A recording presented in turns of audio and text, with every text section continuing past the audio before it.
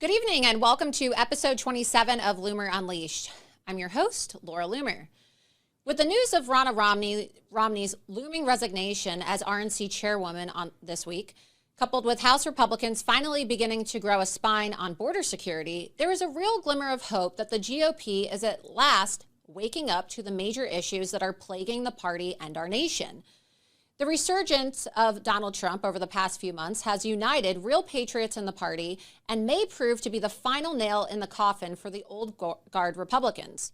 It would seem that the neocons and the warhawks who have occupied the seats of power in the GOP for decades are losing their grip at last. But why has it taken so long for the Republican Party to address so many of these crucial issues? Why has it taken so long to kick Ronna Romney to the curb? And why have America First conservatives had to battle tooth and nail for a seat at the table? On my show, I often talk about the Uniparty. It is certainly the case that until President Trump's arrival on the scene, the differences between the Republican and Democrat parties were negligible. For decades, America has been controlled not by a president or a Congress per se, but by the persistent neoliberal regime. That term, neoliberal, refers to the political philosophy that has been pervasive in the West since the 1980s. As an ideology, neoliberalism is concerned primarily with free trade, tax policy, GDP, and globalization. In other words, it is a solely focused philosophy on the economy as the main driver of society. It does not care about who lives in our nation, nor what our values are. It cares only about whether or not people are working and consuming goods. Neoliberalism is not contained to one party. It became the guiding maxim for both Republicans and Democrats alike. In fact, politicians from both parties ultimately had the same goals, even if they occasionally disagreed on the best way to get there. Republicans believed in cutting taxes and military intervention to ensure free trade would continue. Democrats, however, believed in stimulating the economy through higher taxes and larger social projects in the same vein as the New Deal. Through this lens, the differences between Ronald Reagan and Bill Clinton are almost totally negligible. This explains, then, why the old guard of the Republican Party has sat idly by while immigration has spiraled out of control as the erosion of our social values has continued, and while this country has been hollowed out by globalization and mass migration. As subscribers of neoliberalism, they see all of that simply as a means to an end. They say things like, well, so what if all the whites are replaced by third world immigrants so long as they keep the economy running? So what if the country becomes gay and atheist so long as they continue to spend money on the latest product? So what if a small town in the Rust Belt loses its last factory so long as we can import cheap goods from China, right? Well, to so many Republicans, America is merely just a factory, an equation whose numbers can be tweaked at will. To them, it was never about the people or the culture, but rather the money and the continuity of the system producing it. That is why Mitch McConnell refuses to actually fix the situation on the southern border. You see, for most of Mitch's lengthy political career that hopefully comes to an end very soon, I think everybody's pretty sick and tired of him, The name of the game was keeping the status quo. It is only now, in the wake of Trump and the rising consciousness on the right, that the status quo is being challenged. Now the party at large must come to terms with the fact that action was needed on so many of these key issues years ago, and it never happened. And if we are being honest, change on these issues hasn't happened thanks to obstructionist Republicans. I know that people get mad at me for calling it like it is, and they say things like, Laura, why are you always attacking Republicans? Can you please go after the Democrats? Please, Laura, please stop attacking our own. But I say to them, how can we hold the Democrats accountable if we aren't willing to hold our own party accountable first? The border, the invasion, is such an illustrative example of this crisis. Why was the border wall not fully funded and built during the Trump administration? Why were tougher immigration laws not passed then? Why were mass deportations not started on day one of President Trump's first term? At the time, right, Republicans controlled the House, the Senate, and the White House. It was a perfect time for conservatives to finally fix a problem that had been a matter of national debate for decades, and yet nothing happened. Why? Because the rhinos and the neocons and the Democrats that they collude with and our government were too busy trying to oppose and undermine President Trump while playing nice and making deals with the Democrats. We had power. We didn't use it. We had control of the House and the Senate and the White House, and these Republicans spent their time working against Donald Trump. And so a perfect opportunity was wasted, and since then, over 10 million more illegal aliens have poured into our country. You see, Donald Trump always wanted to do the right thing. He had great intentions, but it was obstructionist rhinos and Democrats who stopped him while Republicans had control of the White House, the House, and the Senate. Unbelievable. Another excellent example of this, Republican obstructionism, is Ronna Romney. You see, everybody knew that she was a rhino ever since she assumed the position of party chair back in 2017. Yet she was allowed to remain in leadership despite her lack of leadership and complete failure. Even as the GOP came up short of expectations in multiple elections, Ronna remained in power. Even as the party began to struggle to fundraise while throwing millions of dollars at terrible America Last candidates and Ronna's personal shopping sprees, her plastic surgery, and her limousines and her private jets, she went unchallenged. And only now, 9 months out from an election after years of damage has been done, is Ronna finally getting the boot. There are countless crucial issues that Republicans have simply given up on in the past few years that have done irreparable damage to this country. Issues like gay marriage, religious freedom, and free speech were all totally abandoned by the majority of the party. Only now, when we see children being put through gender reassignment surgery, church attendance is at an all-time low, and censorship is rampant, are Republicans finally waking up and saying, hey, wait a second, over here, aren't you guys taking this thing a little bit too far? You see, this type of societal decay is what happens when the party that is supposed to be tasked with guarding tradition simply goes along to get along. But perhaps, as I mentioned before, there is a glimmer of hope on the horizon. The resignation of Ronna Romney and the pushback from House Republicans on Mitch McConnell's atrocious fake border security bill, which is anything but, may be a sign that things are beginning to change for the better. Certainly, if it were not for Donald Trump and his America First movement, none of this would have even been possible. President Trump was the earthquake that totally shook up the power structure and the status quo in Washington, D.C. His domination in the primary thus far has emboldened the real conservatives in the party and has set many of the remaining rhinos towards the exits. If this push can be sustained and the GOP can be reshaped into the image of an authentic America First party, then perhaps the cumulative damage to our country that has been carried out over the last few decades can be undone or somewhat fixed. And then maybe, just maybe, we can finally come to terms with what must be done to preserve this nation. And perhaps we really can make America great again after all.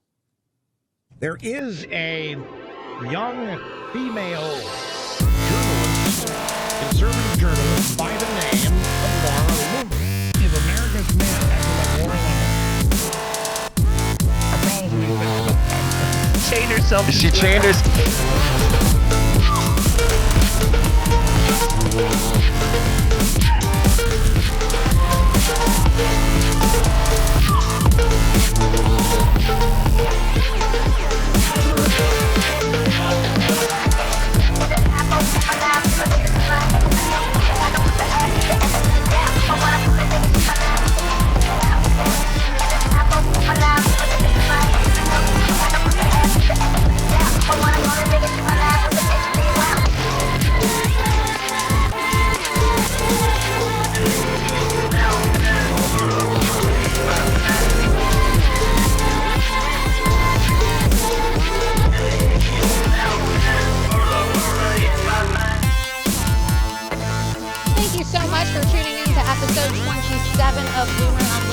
Laura Loomer. If you haven't noticed, today has been an absolutely insane news day. It's just been, kind of like catching my breath because there's been so much going on today. I mean, from this morning, from the moment I woke up, right?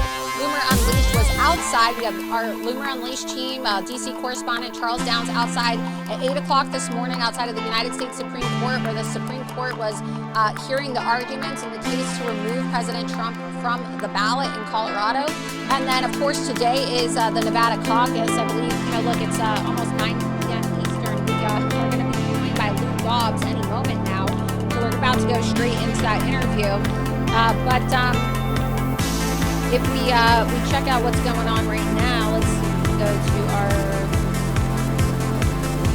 5:54 p.m. right now in Las Vegas. So they're 3 hours behind us, and that's where President Trump is currently at the moment for the Nevada caucus. So the caucus was supposed to begin at 5, and I believe it ends at 8 or 8:30 tonight. And so we are going to be providing live coverage as results come in. But as we know, Nikki Haley didn't even make the qualifications for the caucus because she's so stupid and didn't even fill out the right paperwork. So she also lost to none of the above. I mean, how embarrassing, right? The other day in the Nevada primary. So Trump voters probably overwhelmingly rejected her by voting none of the above. And tonight, Donald Trump is expected to have a blowout victory in Nevada. So we're really looking forward to that. And when I say live updates, all I'm going to probably do is say, woo, yay, go Trump. Trump won. But right as I was coming into the studio, because I've been on the phone all day, as you can imagine, there's so much going on, and I'm just pulling it up right now. President Trump posted a statement. I tweeted it earlier because he won the Virgin Islands. And so today was the caucus in Nevada and also the Virgin Islands. We're going to get that up on the screen now, full screen, so that you can see President Trump's statement. He said, "Great news as we are landing in Nevada, getting ready to go caucus. Word just came that we overwhelmingly won the Virgin Islands caucus. All delegates with almost 75% of the vote. I have just called to thank those involved. They are celebrating and having a great time. Woo! Yeah, they deserve it. This has been a very big day for your favorite president, the Republican Party, and democracy." So it's really wonderful. President Trump overwhelmingly won the Virgin Islands, which were in play. Nikki Haley invested heavily into the Virgin Islands, only to get beat by over 50 points, I'm hearing. So it's not really going so well for Nikki Haley. But as we know, look, Nikki Haley knows she's not a serious candidate. She's a Democrat. She's an obstructionist, and she's running to waste money while President Trump is under attack with lawfare so that she can just waste everybody's time and money.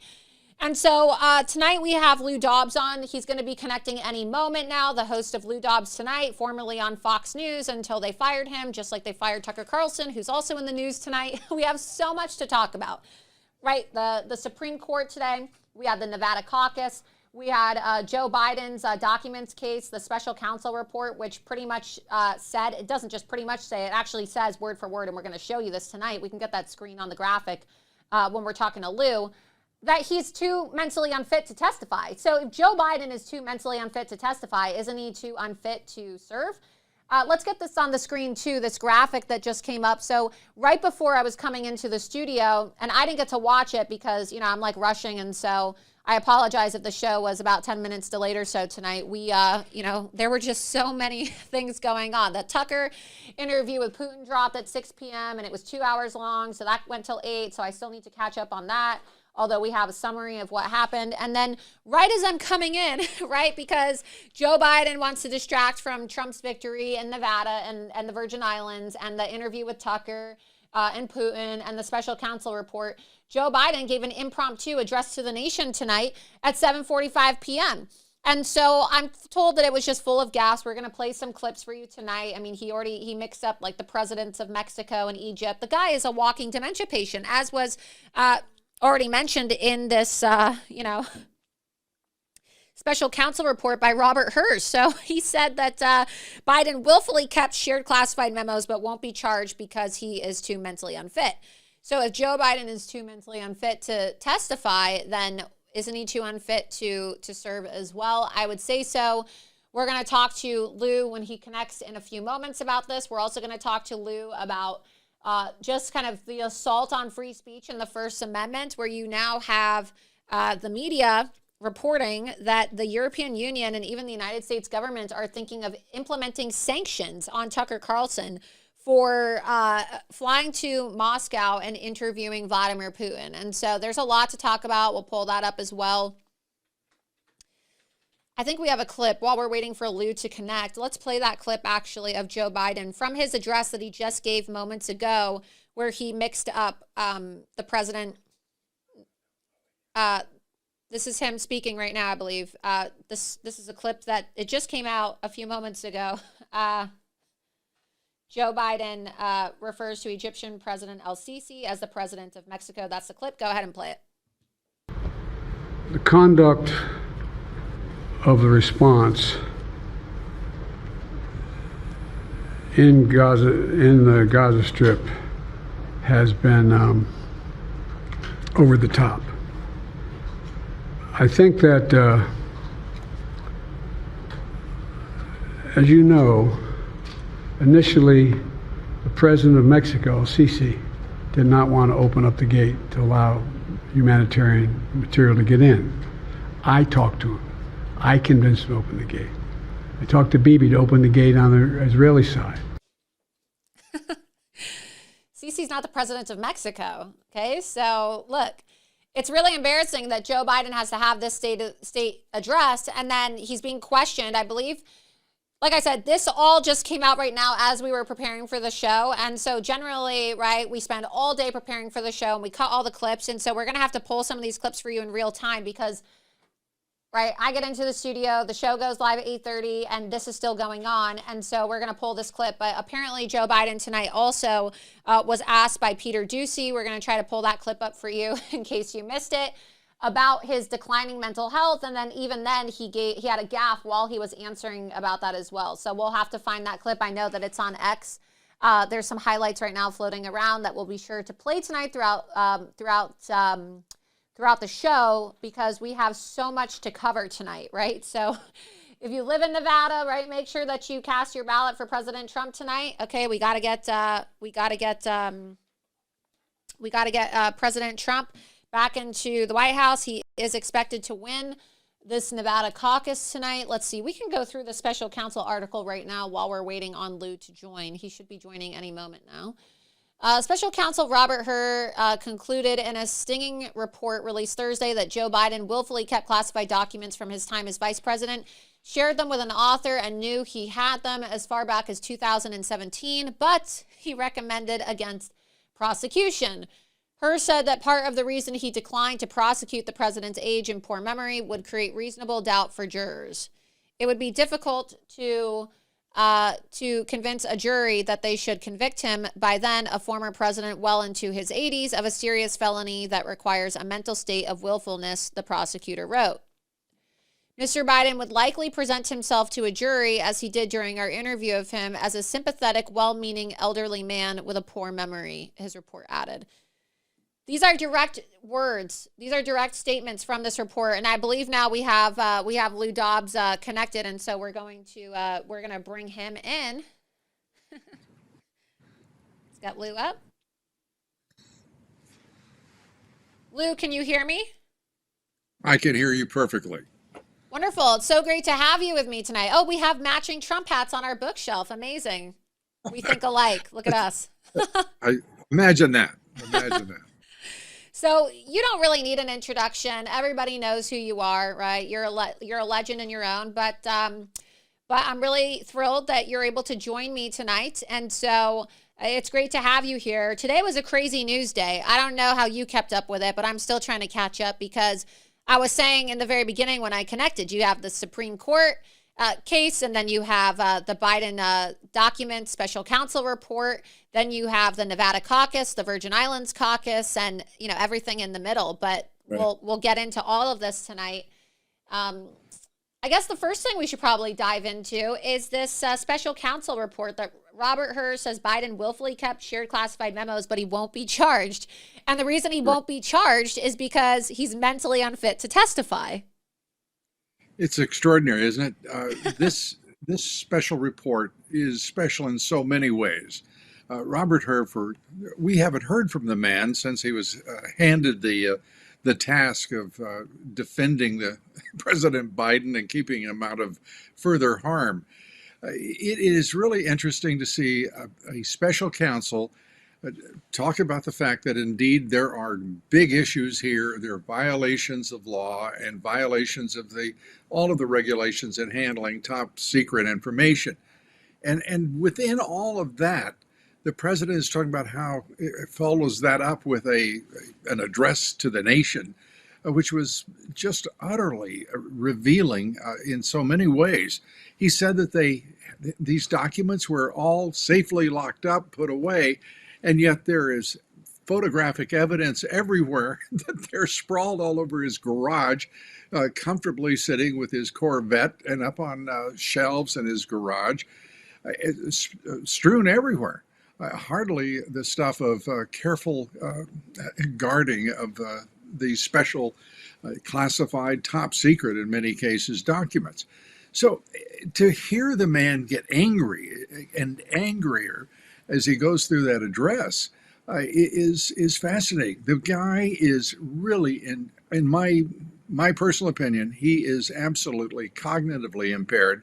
Robert Hur, that line in which he said the man is without adequate memory, that he wants to appear sympathetic, that he thinks a jury will take him at his word, that he is mentally, cognitively impaired, and therefore would not be convicted because they can't imagine he would be willful.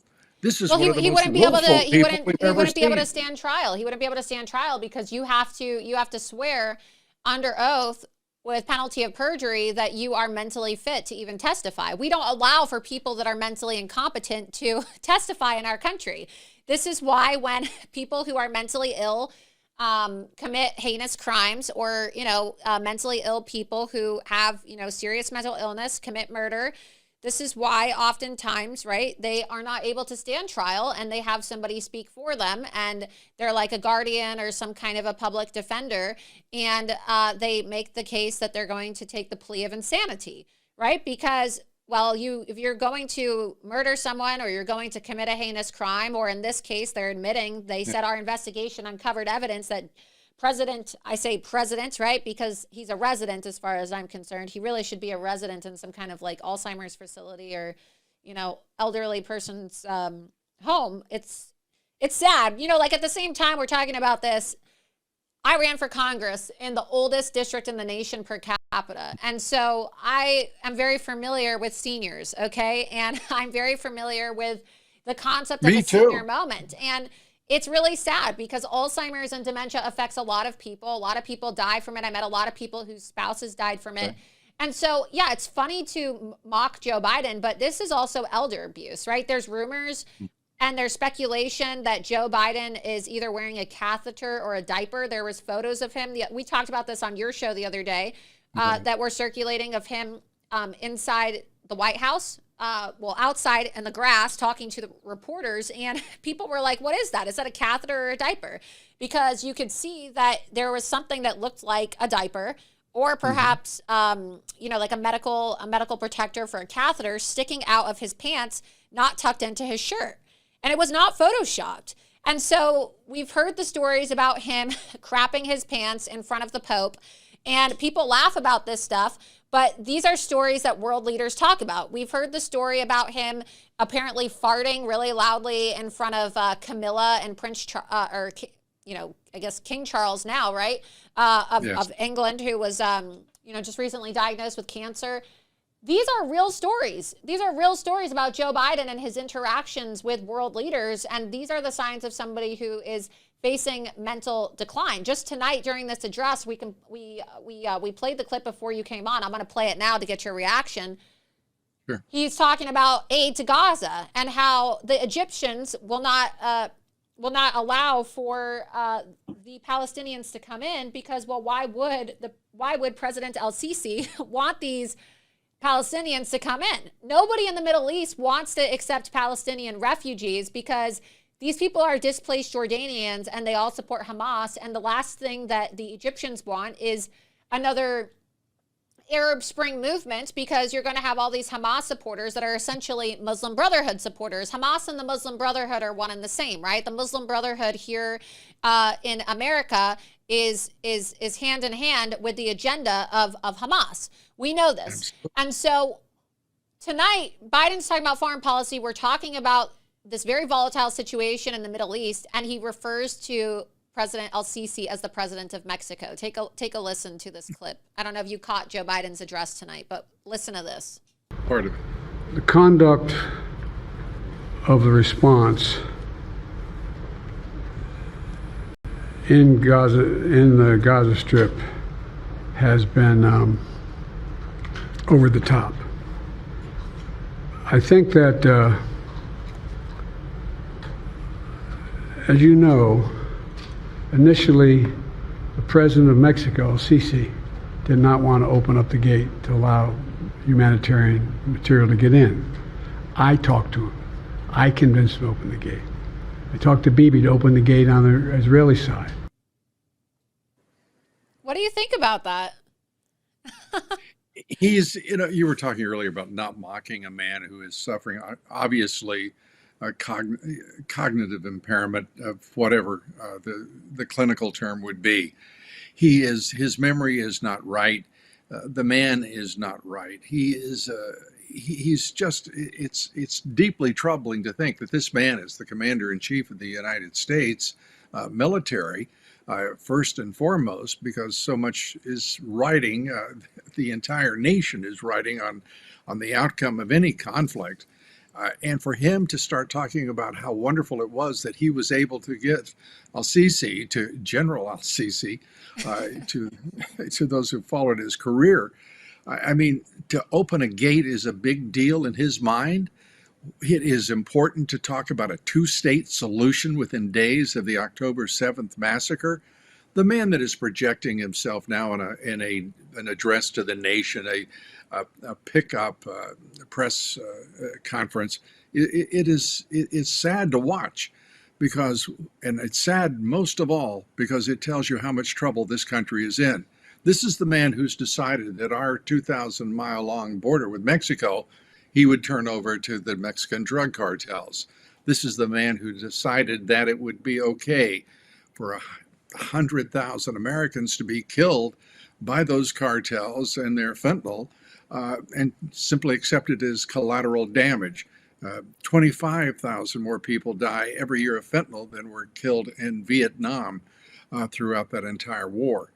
This is a tragic moment, and the tragedy is amplified by the fact that our National Press Corps, and specifically our White House Press Corps, only today, this evening, did we see them actually get animated and energized and go after the president and call him out for answers and demand answers, and to be, if you will, somewhat energized for the first time since he's been in that office.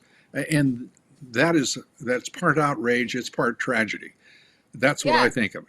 No, it's outrageous. And then you compare that with President Trump's presser today, his impromptu presser outside of Mar-a-Lago, before he left for Nevada after the Supreme Court met. And, they're just hurling questions. And it's funny because they try to say, oh, Trump has cognitive decline because, look, the guy travels more than anyone. I have never seen somebody with so much energy. Donald Trump has more energy than me, and I'm 30 years old, okay? I've never seen somebody travel as much. And I'm not just saying this. I have,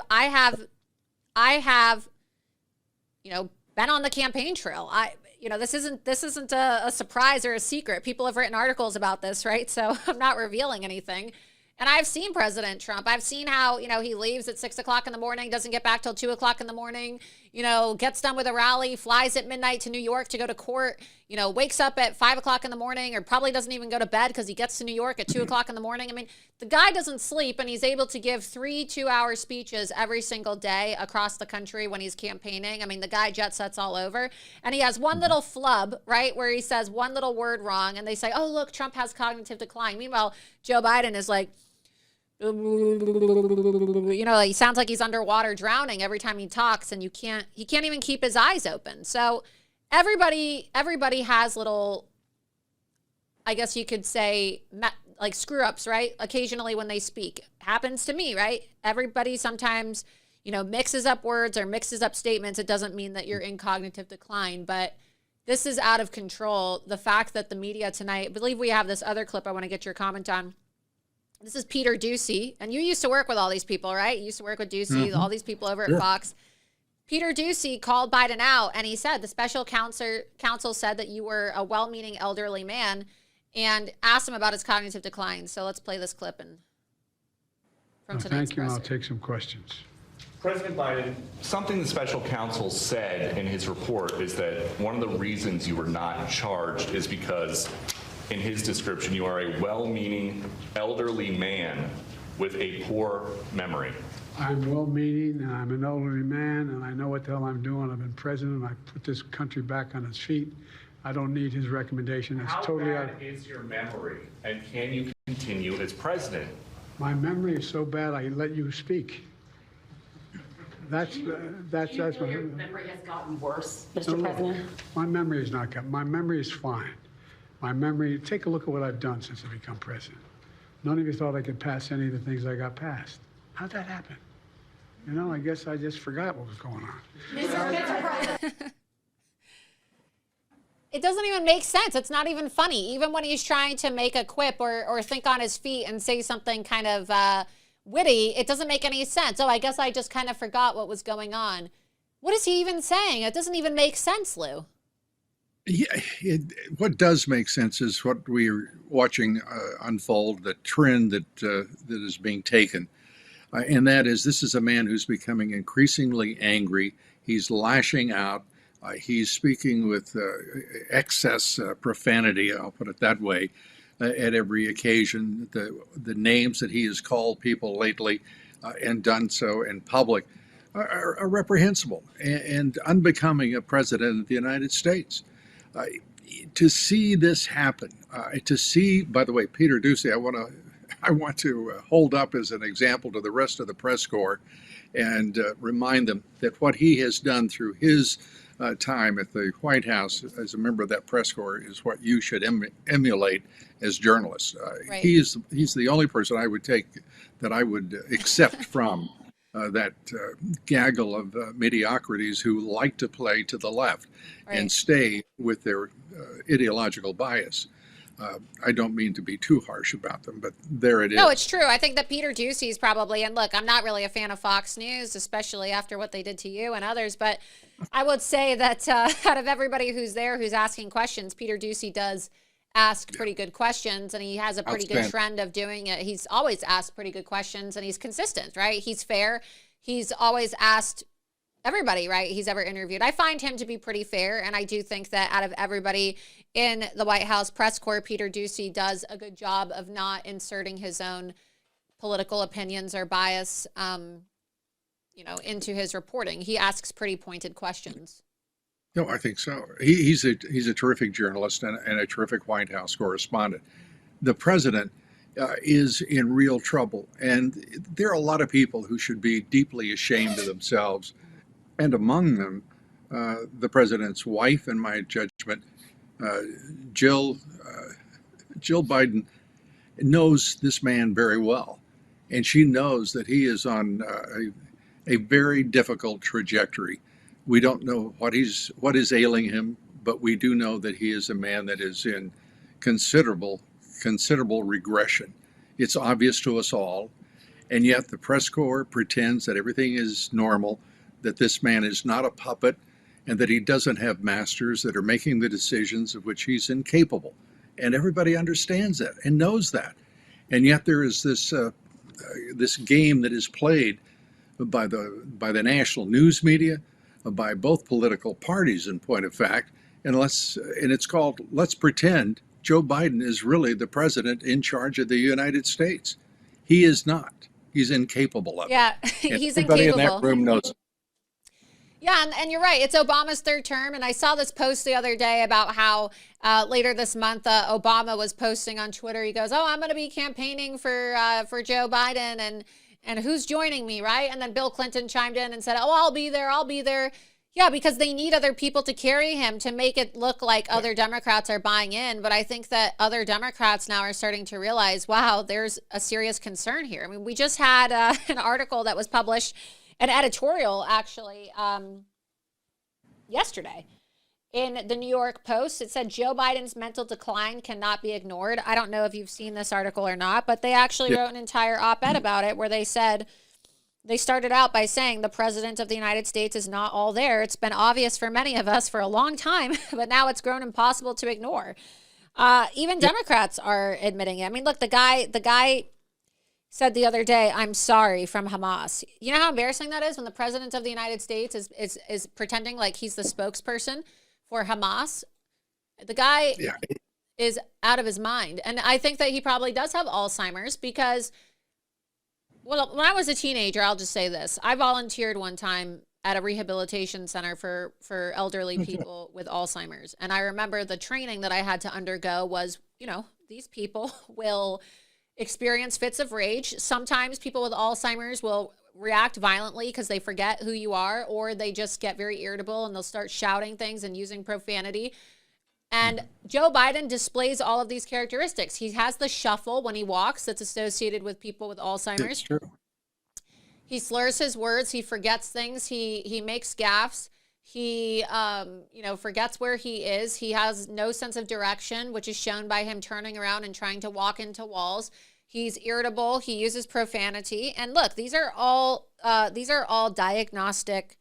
These are all diagnostic warnings that people who would otherwise be, like making a diagnosis, a medical professional would look at this and they would say, well, there's something wrong. Even Ronnie Jackson, who was the former White House physician, was on Fox News a couple weeks ago and said that in his professional opinion, Joe Biden has serious cognitive decline. Well, I have to say, we are blessed in our families. Elderly folks in our family have lived well into their 90s. They've been absolutely sharp right up until literally days, in one case, a few weeks. They had their full mental assets out. They were perfect in their minds and frankly in their spirits as they were about even to die. I mean, that's how blessed we've been.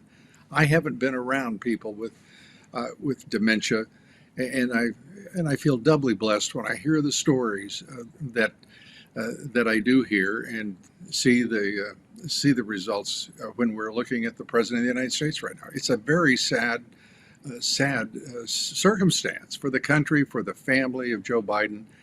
But people have to acknowledge who he is and what he is. And we also have to retain our skepticism. There's a reason that suddenly the New York Times and various publications are suddenly taking note, at least in a glancing way, of his condition. Something is afoot when the Marxist Dems tell the truth. That is the time to be alert and certainly it's elder abuse. Suspicious. It is elder abuse. I would say that with what you said about his wife is absolutely true. Shame on her, because it is elder abuse. Speaking of the media and just the way that the media doesn't want to tell the truth, they don't even want to do their job anymore as journalists. You used to work at Fox News. You don't anymore. Another person who is in the news today who used to work at Fox News and doesn't is Tucker Carlson. And Tucker Carlson recently traveled to Moscow, and tonight he released his 2-hour interview with Vladimir Putin, the president of Russia. I have not watched the full interview yet because I was preparing for my show, and it's 2 hours long, and it kind of coincided with my show prep. We do have a couple clips. We do have a couple notes. But what I want to ask you about is, how concerned are you as a journalist and somebody who has worked for mainstream media and no longer works for mainstream media when you see the mainstream media coming together on both sides of the political aisle cheering when the United States government and the European Union call for sanctions against Tucker Carlson for simply doing his job and doing journalism? I mean, where are we? And what does the future look like for journalists if the government is now threatening people with sanctions for doing their job? I mean, when did it become illegal to interview a world leader? Because at Fox News, they have Trey Yingst, who's a phenomenal correspondent, as far as I'm concerned, riding around in the back of cars with the Taliban. And they're okay with that, right? They have, they used to have Laura Logan before they got rid of Laura Logan for being a truth teller, doing interviews with terrorists and terrorist organizations. And they have that woman, I forget her last name, Clarissa from CNN, that is always dressed up in a burqa, hanging out with Islamic terrorists and leaders of terrorist organizations over at CNN. You have Christian Amanpour, who has interviewed dictators, and you had Barbara Walters sneak into Cuba to go interview Fidel Castro, and you also have Erin Burnett of CNN doing, a full-blown glamour interview with Zelensky, where it looked like she was, she couldn't contain herself in her flirtation for him. So why is that acceptable? That was a strange interview, I have to say. I mean, why is that acceptable, but Tucker Carlson interviewing Vladimir Putin? And how concerned are you, as I said, for the future of journalism when you see the government threatening to issue sanctions against Tucker Carlson for this interview? Laura, I would first draw two distinctions because the folks that you cited there have truly been they have been combat correspondents, war correspondents, and they put themselves on the line. They're a different group and deserve immense respect for the job they do. And I don't care what party or what philosophy you've got. They're trying to bring the story in an objective way to the American people. In the case of the national media having a fit over Tucker Carlson going to interview Vladimir Putin, I'm just stunned that they have become sclerotic. They are so set in this orthodoxy of and set actually in stone their rigidity toward any story beyond the left-wing perspective. And they will deny the story itself. They will deny the facts, and they will carry a false narrative to the entire country. They are vessels of propaganda, and everybody has to understand that. Tucker Carlson is committing real journalism. He is taking on Vladimir Putin, who would be in a normal free nation like the United States once was. He would be a hero because he is taking on the big issues and the big newsmakers. And I can't think of anyone else other than Xi Jinping who should be more carefully studied and reported on. Well, and that's the thing, right? The media has no problem going to China and taking glamour shots of Gavin Newsom on the Great Wall of China, where he's looking like he just got out of a George Michael music video or something.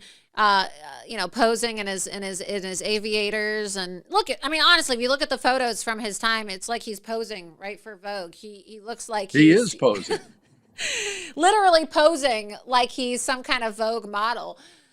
They have no problem with him flirting with Xi Jinping and Joe Biden and the media and the press corps traveling to go cover that meeting when Xi Jinping literally has Uyghur Muslims locked up in concentration camps in China. And, they killed people. They burned people alive during COVID, as was reported.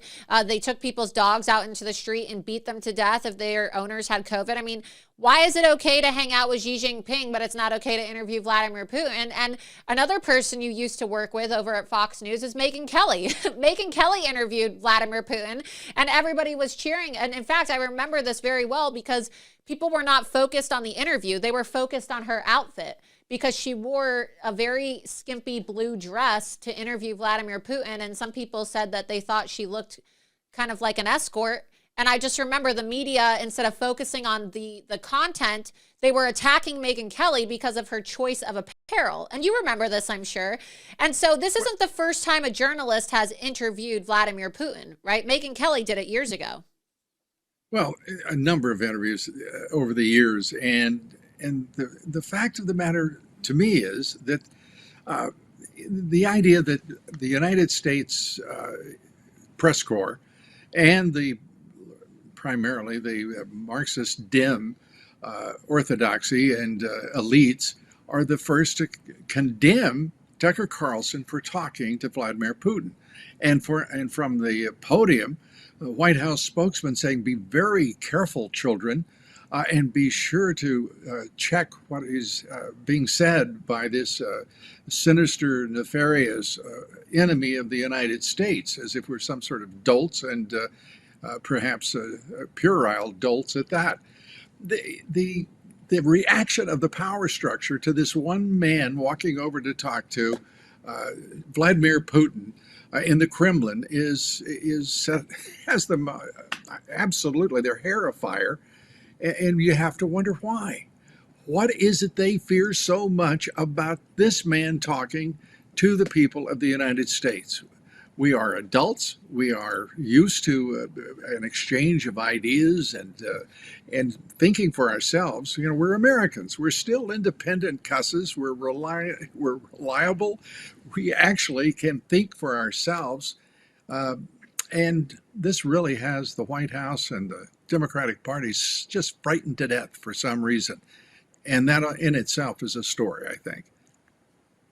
Yeah, and even Hillary Clinton came out and said that Tucker Carlson was a useful idiot for trying to interview Vladimir Putin. And look, I mean, look at all of the actual dictators and world leaders who have been charged with human rights violations and have committed atrocities in their own right, who donated to the Clinton Foundation. So it's funny, right? Talking about useful idiots, isn't that like the whole purpose of the Clinton Foundation, was for Hillary and Bill Clinton to be useful idiots and puppets for the most corrupt politicians in the world to do their bidding on the national scale? I mean, the hypocrisy is just astounding to me, right? Because aren't we supposed to be having diplomatic relations with all world leaders? And there's no denying that Russia is a superpower. There's no denying that Russia is a superpower. And so why are the Democrats, we saw this all the way dating back to the time of 2015 and 16 when Hillary ran against Trump, they're so hell-bent on us not having friendly relations. And Donald Trump understood that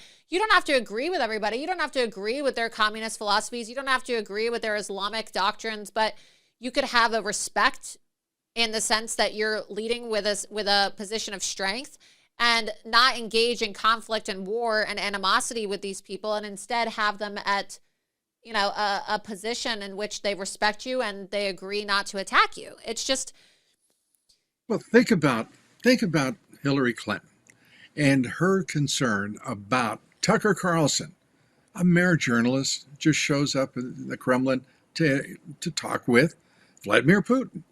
She, over the course of all of this time, decades, well, amongst the things that she has done with Russia is, of course, create the Russia collusion hoax and drive it all the way through the past now 9 years against President Trump.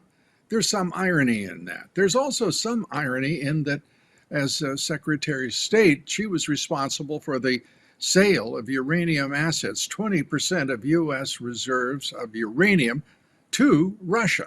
Uranium one, yep. I'm very concerned about, the consistency and the intellectual integrity of it all, and I'd like to reconsider her rash reaction toward Mr. Carlson. Well, we have a couple clips actually from this interview. I'll get your reaction. And you said that, why is the media so afraid of people having a conversation with Vladimir Putin? What is it that he could say that has these politicians so concerned? And I think now, we have a couple clips and we have some answers, right? They don't want Vladimir Putin saying things that people are actually going to agree with, because maybe, just maybe, right? Maybe the American people would come to realize, wow, I actually have more in common with Vladimir Putin than I do with someone like Zelensky. Or, wow, Vladimir Putin doesn't really sound so irrational as the media makes him out to be. I think that they want him to be a boogeyman, and they have pushed actual Russophobia. We saw how they tried to expel Russians. Russians were expelled from universities in America. Russian businesses were shut down in America when this war was first kicked off. They really, for a party that likes to talk about discrimination and racism and xenophobia, they have actually been extremely xenophobic towards Russian people, right? Russian residents here in the United States of America, and Putin himself. And I'll be honest with you. For a long time now, I've said Putin doesn't really sound so unreasonable. I'll play this clip for you and get your opinion, but he's saying a lot of the things that I agree with. Let's play this clip in which he says that we're actually not governed by our own elected officials here in the United States of America. So twice you've described U.S. presidents making decisions and then being undercut by their agency heads. So it sounds like you're describing a system that's not run by the people who are elected in your telling. Именно так. That's right. That's right. I mean, He's been paying attention, hasn't he? it's the truth, though. So what? Absolutely. Is it Russian propaganda if Vladimir Putin says it? We have some other clips too. We have a clip, I guess. Look, he clearly pays attention. We have Putin scolding America for Ukraine's involvement and going through the history of our foreign policy. This is a man who's very educated. He knows his history. He was able to rattle things off without notes. Let's play this clip as well. Get your take on it. Do the United States need this? What for? Thousands of miles away from your national territory. Don't you have anything better to do? You have issues on the border, issues with migration, issues with the national debt, more than $33 trillion. You have nothing better to do, so you should fight in Ukraine? Wouldn't it be better to negotiate with Russia? Make an agreement, already understanding the situation that is developing today? I agree with all of that. I have to say that he's straightforwardly. He's correct in his insinuation that there's also some choices that have been made by the United States. We don't have in excess of 100,000 of our troops in the eastern flank of Europe ready to pounce if he were to send 3 divisions into Ukraine, and into Eastern Europe, the Baltics, you name it, wherever he might go. It's madness that this administration, in my judgment, has sent our troops to be again a buffer, as they have done for 70 years, almost 70 years in Korea. To try to put our troops in harm's way as a buffer is an ancient and unfortunate, I think, stratagem on the part of the U.S. military. But there are many stratagems followed by this military that are unfortunate.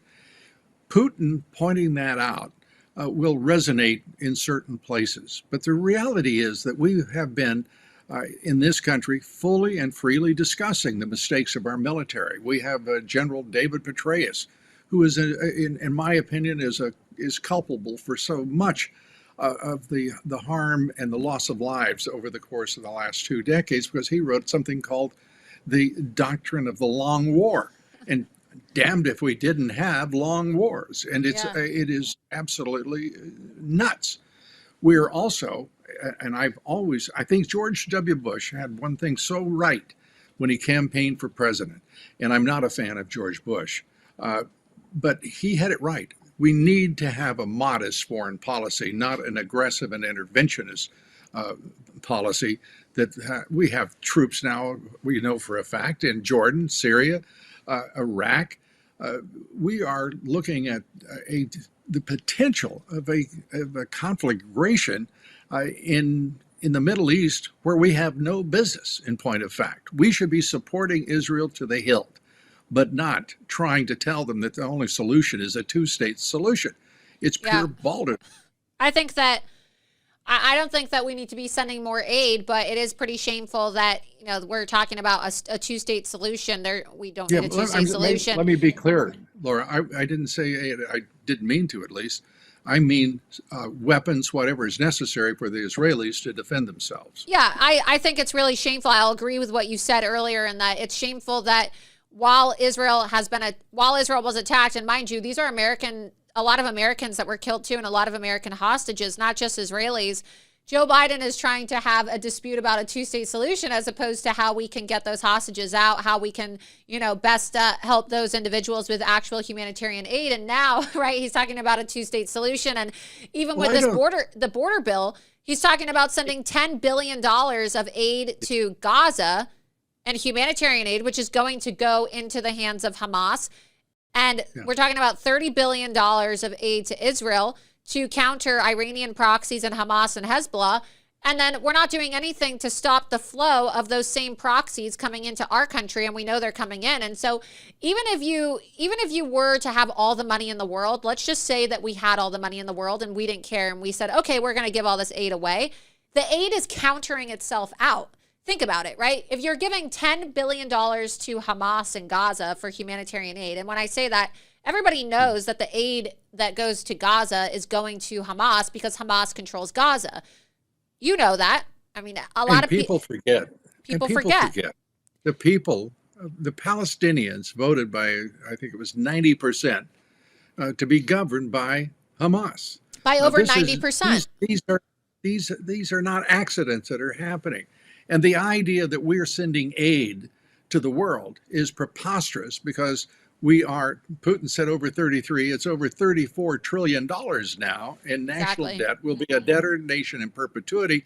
We're borrowing from the world to sprinkle money around at the whim of this president who is, I don't know what you call him. Is he an internationalist?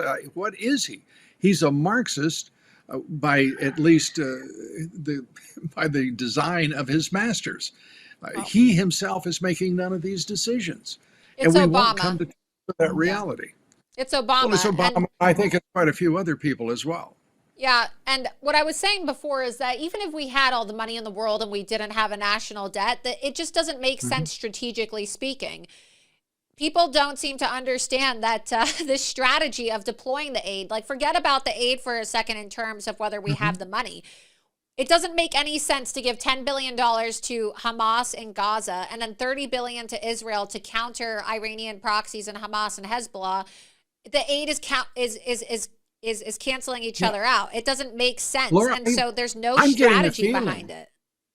I'm getting the feeling that you think that Jake Sullivan and Tony Blinken aren't the brightest people that we could have in office. Yeah, I really don't. I don't think that they are. But I was just thinking to myself, if I was in the White House or if I was in the Senate and we had all the money in the world to give out and we didn't have to worry about people being pissed off about their taxpayer money going overseas and we didn't have a debt and we could just print money like it grows on trees. Even if that were the case and we wanted to behave like the world police, I don't understand the strategy of the way that they're giving out aid because the numbers literally cancel each other out. And I don't see anybody else talking about that. People are just talking about how preposterous it is that we would even send this aid.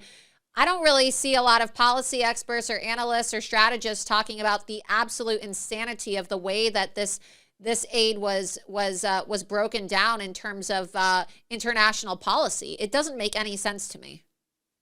Don't you find it interesting that the United States is wrought up in this sort of contest to appear to be as wealthy as we were in, say, 1955 or 1960, while the Chinese, who are turning out, I think it's 1.5 naval ships every week, while we can afford to build none, are watching us expend our wealth, our resources, our men and women in uniform in places that they never imagined they'd even travel, and take responsibility for preserving trading routes, whether it be in the South China Sea or whether it be in the Red Sea. It's remarkable to see the long-term global strategists of the United States at work. Frankly, just squandering our legacy, our heritage, our current, and our future for I think at least a generation, unless we come to our senses. And that is, by the way, Beijing and Xi Jinping right now are throwing parties after parties every week to watch us just squander our wealth and our resources. Yeah, and I'm actually going, it's interesting that you mentioned that as well. I'm going to be traveling down to Panama this week, and I'm going to be going to the Darien Gap, and I'm going to be out there for a week, reporting on this invasion and just these Chinese encampments, because there's a lot of, the way that the Chinese are coming into our country and the way that the Chinese are destabilizing our country is through the route in the Darien Gap. And so I'm looking forward to going out there, and I'll be, like I said, reporting out in Panama for an entire week, documenting these migrant camps and hopefully the Chinese infiltration and the Hamas and Hezbollah infiltration. And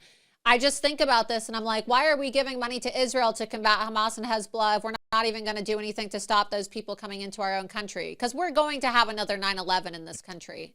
I had Tom Homan on the other day, and he thinks so. What do you think? Do you think we're going to have another 9/11 or worse? I don't have a crystal ball, so I won't forecast or predict that. But I do know this, that when you create vulnerabilities, that they will be like vacuums filled. And there is a tremendous vulnerability, 2,000 miles of it across that border. You mentioned the Panama Canal, and you're going to have, if you've not seen the canal before, it is a wonder of the world. But it is also at both the ends of that canal owned by the Chinese.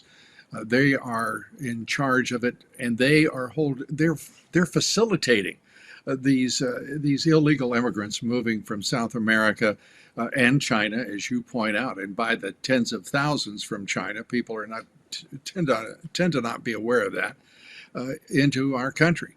Military age men, males only, not women, not children, are coming into this country, and people have to ask themselves, just what would be the purpose of that? What would be the point of it? What would be the motive and the incentive of it? And the reality is, you're talking about a vast fifth column coming into this country. And I don't know if it can be identified by nationality or race or whatever you would pick, but I do know this: when you can identify them by age and their military age of all nations, races, and they're coming into this country for a purpose. And people in this country, citizens of this country, better be waking up to the possibilities of their intent. Absolutely. And we have a lot of fans of yours in our chat too, so hopefully you don't mind. I was going to move over to the chat for a little bit and see if some people wanted to ask you a couple questions, because like I said, you have your own show, and there's a lot of people that probably want to know where to follow you now too. And let's go to the live chat and take people's questions. So if you're watching live, be sure that you're reposting this link, because we are live right now with Lou Dobbs, the legendary Lou Dobbs, and we're going to go to the chat. And if you have questions, feel free to put your questions in the chat, and Lou will be answering them. So let's see what people have to say. Pull this up. Yeah. Let's see. By the way, if you're enjoying this this interview with Lou Dobbs, please press 1 in the chat. I want to see what you guys think about this interview. It's really great. I don't know if you ever use the Rumble live stream tool, I tell you what, but you would really like it. People said, I'm loving it right now. We miss Lou Dobbs. They said, what did you think about Putin's interview with Tucker? I don't think Lou has watched it yet. That's what we were talking about earlier. Somebody said, what's it like getting stabbed in the back by Rupert Murdoch? That was an interesting. Yeah, they want to know, what's it like getting stabbed in the back by Rupert Murdoch? Like? Well, yeah, I have to say it was a bit of a surprise. It happened on a Friday, and my wife and I were on the road taking a day off, and to get the news, I have to say it was interesting. But it isn't the first time I've been fired from a network. I also was fired at CNN after about 30 years.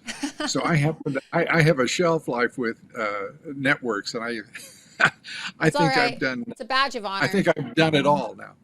It's a badge of honor. Let's see. We have a couple more questions in the chat too. People love it. They say they love your show on Lindell TV. Let's see. Somebody said, Lou, Drops Family Garden said, Lou, what form of lawfare can we use right now to stop illegals coming in the country? Stopping illegals right now is an impossibility. We don't have a border patrol that is in either position. And by the way, it's interesting, and everyone should understand this. The Border Patrol Union was in favor of in favor of the big border bill, which was really the Ukrainian aid bill. To see the Border Patrol Union do that it disgusts me. And I've known the leadership of the union for quite a long time. I'm astonished at what they did, and it was a terrible decision on their part. Let's do two more questions or so. Let's see. Does anyone else have? Everybody loves it. Let's see. Okay. Scroll down more. Somebody said Lou should have been president. You got a lot of fans. People want you to run for president. Let's see. Thank you. Also, Leonidas 59. So I'm actually on the board of Villagers for Trump. And so I understand you're going to be speaking at Villagers for Trump on March 5th, which is Super Tuesday. And so people are very excited that you're going to be speaking, right? You're going to be speaking? You're right. We're working it out right now. So, oh, great. And I look forward to it. Wonderful. Yeah, they're very excited. Like I said, I ran for Congress in the Villages, and when I told them, when they saw me interview you at Mike Lindell's event a few months ago, they were all calling me saying, "Oh my God, can we get Lou Dobbs in the Villages?" And I said, "Probably." Well, as a matter of fact, you're the one who urged me to do so. So I'll do everything in my power to be there.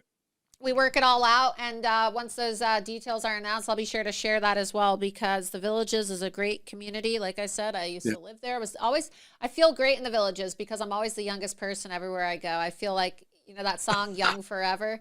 It's like my anthem when I live in the Villages, walking everywhere. I truly am everybody's granddaughter. Everybody wants to feed me. Everybody wants to give me cookies and cook for me. It's great. It's like having a million grandparents when you live in the Well, I wish I could say that I remember that feeling, but you've got me at an event. Let's see if there's one more question or so, and then we'll see what else you're working on. And let's see.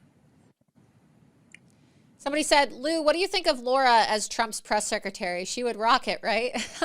We'll see. I don't know. I think indeed rock it. And I think that if you could be convinced to do that, the country would, and the president would be extremely well served.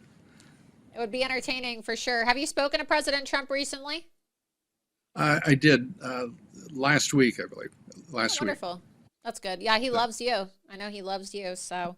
Well, I tell you what, we're all counting on him, and I love him. Let me guarantee you, we're counting on him for everything. I mean, it's all about him. I believe honestly and truly that he is the only man with the strength and the courage and intellect to get us through this next phase, which is going to be restoration and resurgence. He is just the man for the job. And I think the only guy. He's the only guy. I say it all the time. The last hope for this country is President Trump, because if he doesn't get back in, that's it. Our country is over. Lou, I know you have your own show, Lou Dobbs, tonight. You also have your podcast. And so what else do you have that you're working on that you want our viewers to know about? Because you have a great show. Tell everybody where they can follow your show now. Well, Lou Dobbs tonight is we've been on the air for about a month now, and on Lindell TV, and Mike was good enough to invite us to come over there, and I'm enjoying it thoroughly. It's great fun with working with what is now a startup on the show, and we've got a great team, and we're doing things that I've always wanted to do, which is just get to the bottom of it and make sure that the audience is well served with the truths that we do seek. We can't get them all, but we can get some. Right, and being able to tell the total uncensored truth without getting a call from Suzanne Scott, right? To go up to the 7th floor over at Fox News. Right? She never called me. She never called me for some reason. No, who called you? I was always told it was always like the dreaded Suzanne Scott call. I mean, I know she's the one that put me on the Fox blacklist, but they have Suzanne Scott. Who else makes those phone calls over at Fox News? Let's spill the tea. Well, people want some Fox News really tea. Don't. In all seriousness, I didn't get a call from them. Wow. I did find out through the depositions that I was a subject of considerable discussion by them, but they never called me. They didn't You're like the drop nicest by. guy ever, though. I don't understand how you could be a subject of considerable discussion. You're so tame and you're so kind, and I don't get it. That's I me. don't understand. I mean, Or because you discovered the real me. yeah, it's The interesting, right? I think there was one divide that was very profound, and that was I was for Trump, and those folks didn't seem to be. Well, and you also spoke out about the fact that the election was stolen, because the election was stolen. And as we learned Yeah. with their settlement with Dominion, they don't believe the election was stolen. And well, everybody saw what Fox did on election night, but we're happy, right? We're happy that you are now uncensored and unleashed, right? This is Loomer Unleashed, and so you're allowed to tell the truth. And You got it. now It's you going to be can, Dobbs Unleashed. now you can. I know, right? I came out with Loomer Unleashed, and then when Tucker Carlson left Fox News, he was going to do Tucker Unleashed, and I said, hey, that's my show. But I guess everyone's unleashed now, right? Well, you know, he took my. That's funny you say that, because he took my title. He started Tucker Carlson tonight, and I already had Lou Dobbs tonight. I saw wow. that as major infringement. My gosh. Yeah, and I was like, wow, Tucker Unleashed. I mean, what am I going to do? Challenge the Tucker Carlson and say you can't use the word unleashed? It's not like I had it copyrighted, Well, but I had just launched my show, and I said, oh, Tucker Carlson's going to have a show too? And they said, yeah, it's Tucker Carlson Unleashed. And now I think it's just Tucker Carlson Network. I don't think it's Tucker Carlson Unleashed, but I think it's Tucker Carlson Universal Empire is what it is now. right, exactly. He's going to do whatever he wants. So, but it's great. It's great to see that. And this is the future. Nobody's really watching network news anymore. People are watching podcasts. Yeah. People are tuning in to all these other shows because the mainstream media is dead. They just had to fire so many mainstream media employees, which is pretty funny, in my opinion. Yeah, well, I hate it for people who lose their jobs, but the corporate media, I have to say, has to, unless it changes and retreats to an earlier age, the sooner they're gone, the better it is for this country. Yeah, it's sad, obviously, because there's probably some good people who lost their jobs, but it's also funny when you, in my opinion, because some of these people ruined other people's lives. They went to go cancel certain independent journalists. They spent their time working to get their competition deplatformed and smear them. And I think people are getting a taste of their own medicine now, and it's toxic. It's torn the country apart. The media has created this volatile state that we're in today. If it weren't for the media, people wouldn't be as hostile. We wouldn't have so much hatred towards Trump and his supporters. It's the media that has created controversy. I like to say every single controversial thing about President Trump has been manufactured by the media, when you think about it. I can't think of a thing that hasn't been manufactured. And by the way, I can't think of much that the national media doesn't.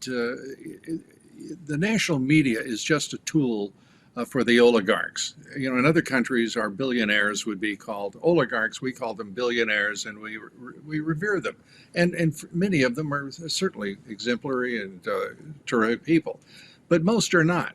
And they are telling those corporate journalists what to do, what to say, and what they may not.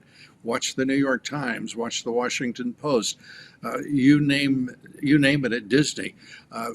The left-wing Marxist ideology that they propagandize every single day, every hour, is overwhelming. And no wonder that that truth is a rare commodity in our society, in our nation right now. And until they change, we're going to be fighting. It's going to be a hard scrabble fight for all of us. I agree. Well, is there anything else that you want to share with the viewers? Anything that you're working on or anything that you want to plug? I really appreciate you've spent an hour with us, and it's been a great time with you, great interview, and hopefully you've enjoyed coming on Loomer Unleashed. Well, I thank you so much, Laura, and just tune in to Lou Dobbs tonight on Lindell and Rumble. And when do people watch it? When can they watch your show? When is it? It's 7 o'clock Eastern. Thank you for that. 6 Central, and on the podcast, The Great America Show, on every podcast platform, and we'll be there waiting for you if you want to. Look us up. We'd appreciate it. Which days, though? Which days do people watch your show? When is it on? When do you do your podcast, and when do you do the show? The show is Monday through Friday, 7 Eastern, 6 Central, and the podcast is every single day. We bring you something. And I was just on the podcast the other day, and I'm doing your TV show on Monday, actually. So that will be great. So that will be exciting and be Looking fun. forward to it. Well, Lou, you are welcome to come on Loomer Unleashed anytime you want. Thank you so much for sharing your insight tonight. The viewers loved it, and it's just a pleasure. Where can people follow you on social media? On LouDobbs.com, our website, and at Lou Dobbs on Truth Social and X, and at Lou Dobbs Tonight on Instagram and Facebook. Wonderful. So you really are with all the tech. That's impressive. That is impressive. Well, I have a lot of tutors to get me through it.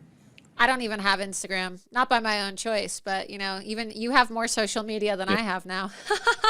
Well, I get shadow banned, and I say to John Fawcett, "What are you doing to us here?" But he's our producer, and so it's never my fault. Yeah, he's a good guy. So, You bet. Well, Lou, thank you so much for coming on, and be sure that if you're watching, you follow Lou on social media and you tune into his show. It's great. I'll be on his show on Monday, and give him a follow on social media so you can watch all of his great content. Thank you, Lou. Thank you, Laura. Thank you so much. God bless. Yeah, of course. Yeah, you as well. Thank you. Have a great night. Thank you. So Lou's a legend. He's great. I love Lou Dobbs. I remember, I don't really get starstruck much because, well, I've met a lot of people.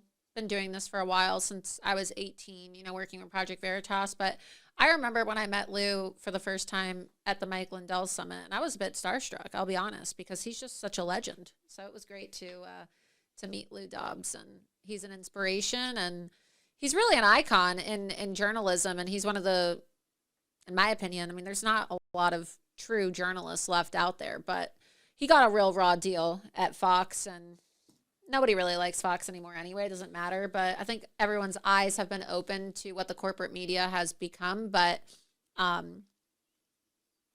it's great. Lou has always remained loyal to President Trump as well. He is a true Trump loyalist, and hope you guys enjoyed it. You guys are putting so many comments in the chat. You loved it. I said, Lou's the man, best from New Zealand. His shows can be watched on Rumble. Looks like he archives them. Before we move on to all the other great content, we're also going to have Loomer Unleashed correspondent Charles Downs on. I want to take a moment to thank the sponsor of tonight's episode as well, Field of Greens. We have several sponsors, but Field of Greens, it's great. I'm always drinking my Field of Greens on set, and I use Field of Greens to get through my day because, look, I sometimes don't have time to eat. I'm really just super busy all the time, and for me, I get all of my nutrition, my daily servings of vegetables and fruits, by drinking Field of Greens. And I'm actually going to be bringing this with me. I was talking to my producer because we were like, we need to meet this week to go over our packing list for Panama and what we're going to bring. And, when I'm out there in the jungle, of course, there's not going to be restaurants and places to eat. And so I'll have bottled water with me. And I figured that in order to get my vegetables and my fruits, because you don't really want to be washing fruits and vegetables with water in a third world country, right? So that's how you get diarrhea. And I definitely don't want to get diarrhea. So I'm going to be bringing my Field of Greens with me. And if you want to resolve to eating healthier this year, if you want to maybe, lose some weight, or just improve your overall health, you can start doing so with Field of Greens. So go to fieldofgreens.com. Better nutrition is a key to health and longevity, and a healthy diet can even help you avoid health risks that run in your family. Who knew, right? Field of Greens is my healthy superfruit and vegetable habit. It's the only fruit and vegetable product that literally promises better health. So at your next checkup, your doctor is going to notice your improved health or your money back. Do your vitamins or green drinks promise better health? Nope. In fact, I had some blood work done not too long ago, and you can see I just went in for a follow-up because I have a really nasty bruise right here. Just had it done yesterday. And I was a bit vitamin deficient for a while, and I always felt very tired, and so I was doing a lot of vitamin therapy. And I noticed that I didn't need to go as often for vitamin therapy. I would get hooked up to IVs because I just felt so sick and tired all the time, honestly, and I needed an IV to feel better. And when I started taking Field of Greens, I feel like my body was receiving more of the nutrition and the vitamins that it needed. And I still get vitamin therapy, but I don't need to get it as often as I did before. I was going every 3 weeks before, and now I can supplement it in between by drinking Field of Greens. So each superfruit and vegetable in Field of Greens was doctor selected for a specific health benefit. Some support your heart, your lungs, and your kidneys. Others support metabolism for healthy energy and weight loss. And so if you're resolved to get healthier in 2024, maybe it's your New Year's resolution, or maybe you just want to, have overall better health, it starts with Field of Greens. So get your 15% off on your first order and free rush shipping by visiting fieldofgreens.com and use promo code LUMER at checkout. That's fieldofgreens.com, promo code LUMER at checkout for up to 15% off.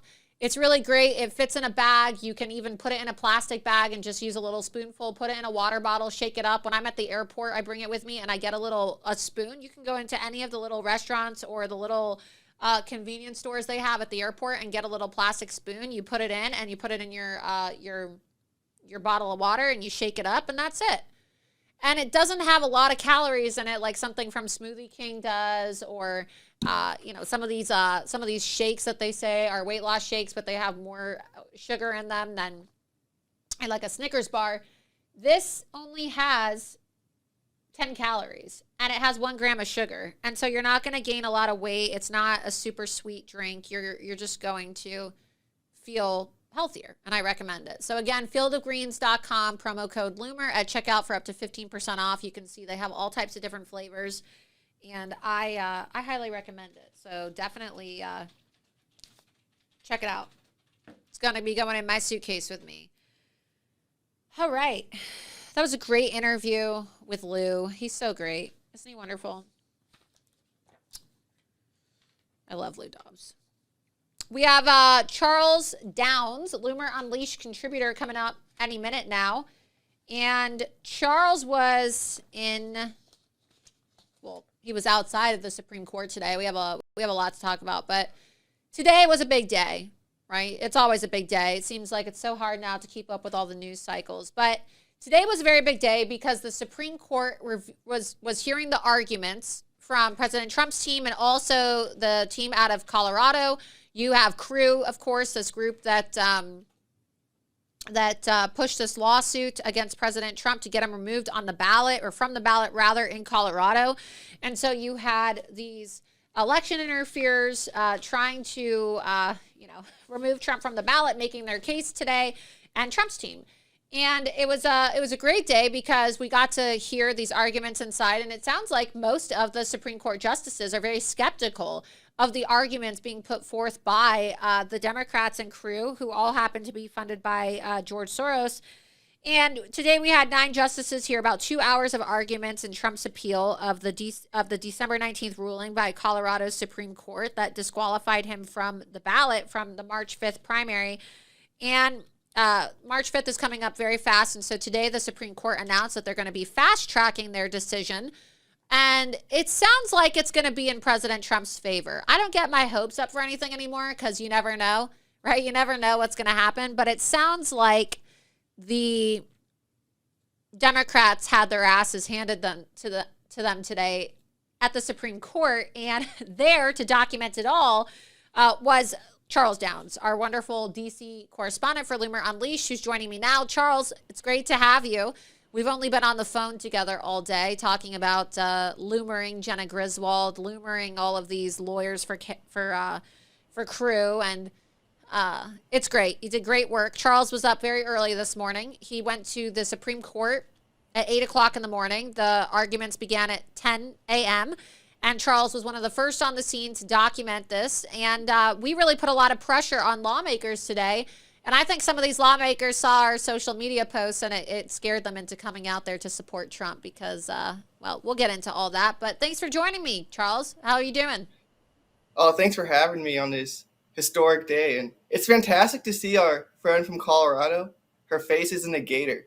She's such a failure, so that's yes, we actually have Jenna Griswold, our friend, the Secretary of State of Colorado, in the gator head tonight because she got loomered today. Charles loomered her, so we're going to play that video for you. And a lot of people are familiar with Jenna Griswold. This is the same woman who we exposed several months ago, back in May of 2023, when I went out to the Spy Museum in Washington, D.C. With Angela. And Jenna Griswold, of course, was one of these Soros-funded secretaries of state who attended the spy conference in Washington, D.C. at the Spy Museum for the group called CEIR, which is run by David Becker, the founder of ERIC, who had received $69.9 million from Mark Zuckerberg to influence our elections. And they formed a group called Election Official Legal Defense Network, so EOLDN, to provide pro bono representation to anti-Trump secretaries of states across the country. And of course, she's one of them. You had Shayna Bellows out of Maine, who is a participant in this as well. You have Brad Raffensperger out of Georgia, who claims to be a Republican, but he's definitely a rhino. And so some of the Loomer Unleashed audience is familiar with Jenna Griswold. This is also the woman who sent out 30,000 voter registration cards to illegal aliens in Colorado and then said, whoops, I guess it was an accident. Oh, well, right? She is in favor of Trump being removed from the ballot, and she was there today. So tell us about your encounter with Jenna before we play the clip. Yeah, so she and her George Soros clown brigade, which is funding her, they lost by a lot inside the Supreme Court. So she decided to go outside the Supreme Court, I guess, maybe to make an argument to the media. But as she was coming down the steps, there we were. And I just plainly asked her, hey, how much did Soros pay you to kick Trump off the ballot? And her facial expression was priceless. So then I asked it again. And I asked, hey, did Soros pay for your travel here? And what she did was hilarious. So, of course, the fake news has a private VIP section. They always do. Every time there's an event on the Hill or at the Supreme Court, the fake news always gets a fake VIP section that's guarded by Capitol Police where no one's allowed in. So MSNBC had a mobile booth, you could say, set up there. So she sprints over there to get away from us. And it was quite hilarious because this lady, she loves to go on CNN. She was on CNN and MSNBC tonight, which was pretty impressive considering she was a disaster in the court and outside the court. It just goes to show you that these networks are such fake news because her credibility is completely shot. The justices shot the argument down, and then when she came outside, she couldn't take the heat from us asking legitimate questions about her Soros funding, which state of Colorado documents state she is receiving. And it just goes to show, just like Fani Willis, she loves to dish it out, but when she has to face tough questions, she runs and hides. Maybe she took it from the Willis playbook. Who knows? Yeah, we have that video, actually. We're going to play the clip of you today outside of the Supreme Court when these arguments were done. You had Jenna Griswold, the Colorado Secretary of State, walking out with lawyers from Crew. And, of course, Jenna Griswold has been supported by Soros. She receives, donations from Soros as well. This is all documented in the FEC reports. We have a new article up on Loomered.com, actually. If you want to show that full screen, go to Loomered.com, and you can read all about this as well. Loomered.com. And we have a new article there, exclusive video, Colorado Secretary of State Jenna Griswold, Loomered. So be sure that you check that article out after tonight's interview with Charles. Full screen here. Colorado Secretary of State Jenna Griswold runs like a coward outside of SCOTUS after questioned about her Soros funding. So she doesn't want to answer any questions, but we're going to play the video for the viewers now so they can see how she ran like a coward. And then she ran and hid behind MSNBC. This is so funny. Play the clip. Secretary of State Griswold, how much did Soros pay you to kick Trump off the ballot? $10 million. Why do you take Soros donations? How much did Soros pay you?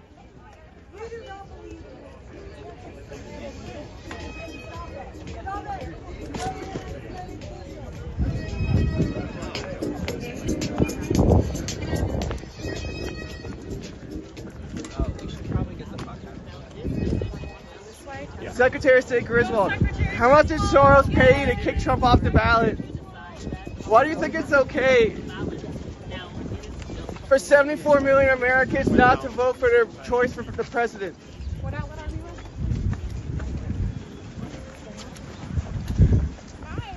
Did Soros pay for your trip here today?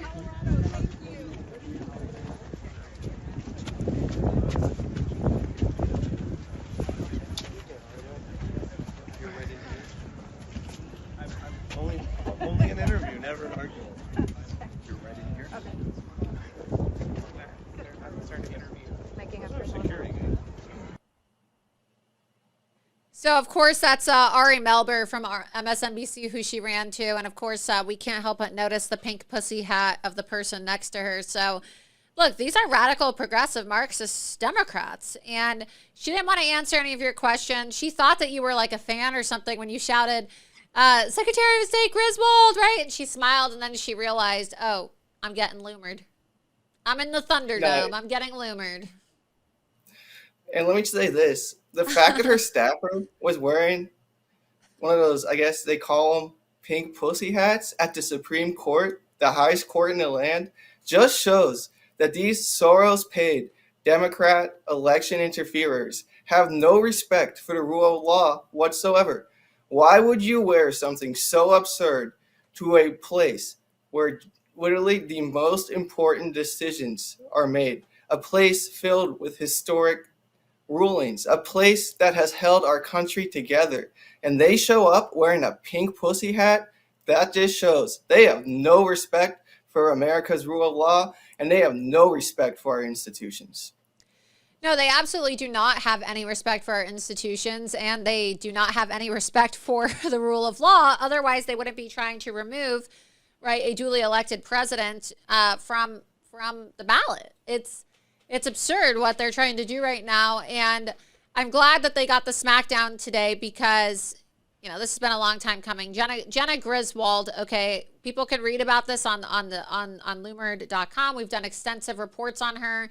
This goes back to our episode, I believe it was, you know, early on when we first started Loomer Unleashed, one of the very first episodes back in October, where we had Dave Williams, who is the chairman of the Colorado GOP, on. And we were talking about all of the leftist operatives, an exclusive article, exclusive Meet the Leftist Operatives funded by George Soros. If you go back there, yeah, click on that one right there. I have the production room.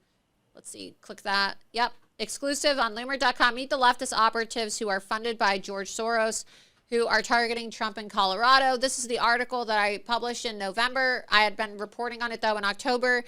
And, we had talked about how Colorado has become the epicenter of political persecution for Donald Trump and the testing ground for how Democrat supervisors of elections across the country are planning to steal the 2024 presidential election. We said all eyes are on Denver as the trial against President Trump gets closer to its goal of disqualifying him from the presidential ballot. So you scroll down and you see we were talking about Crew, the group that's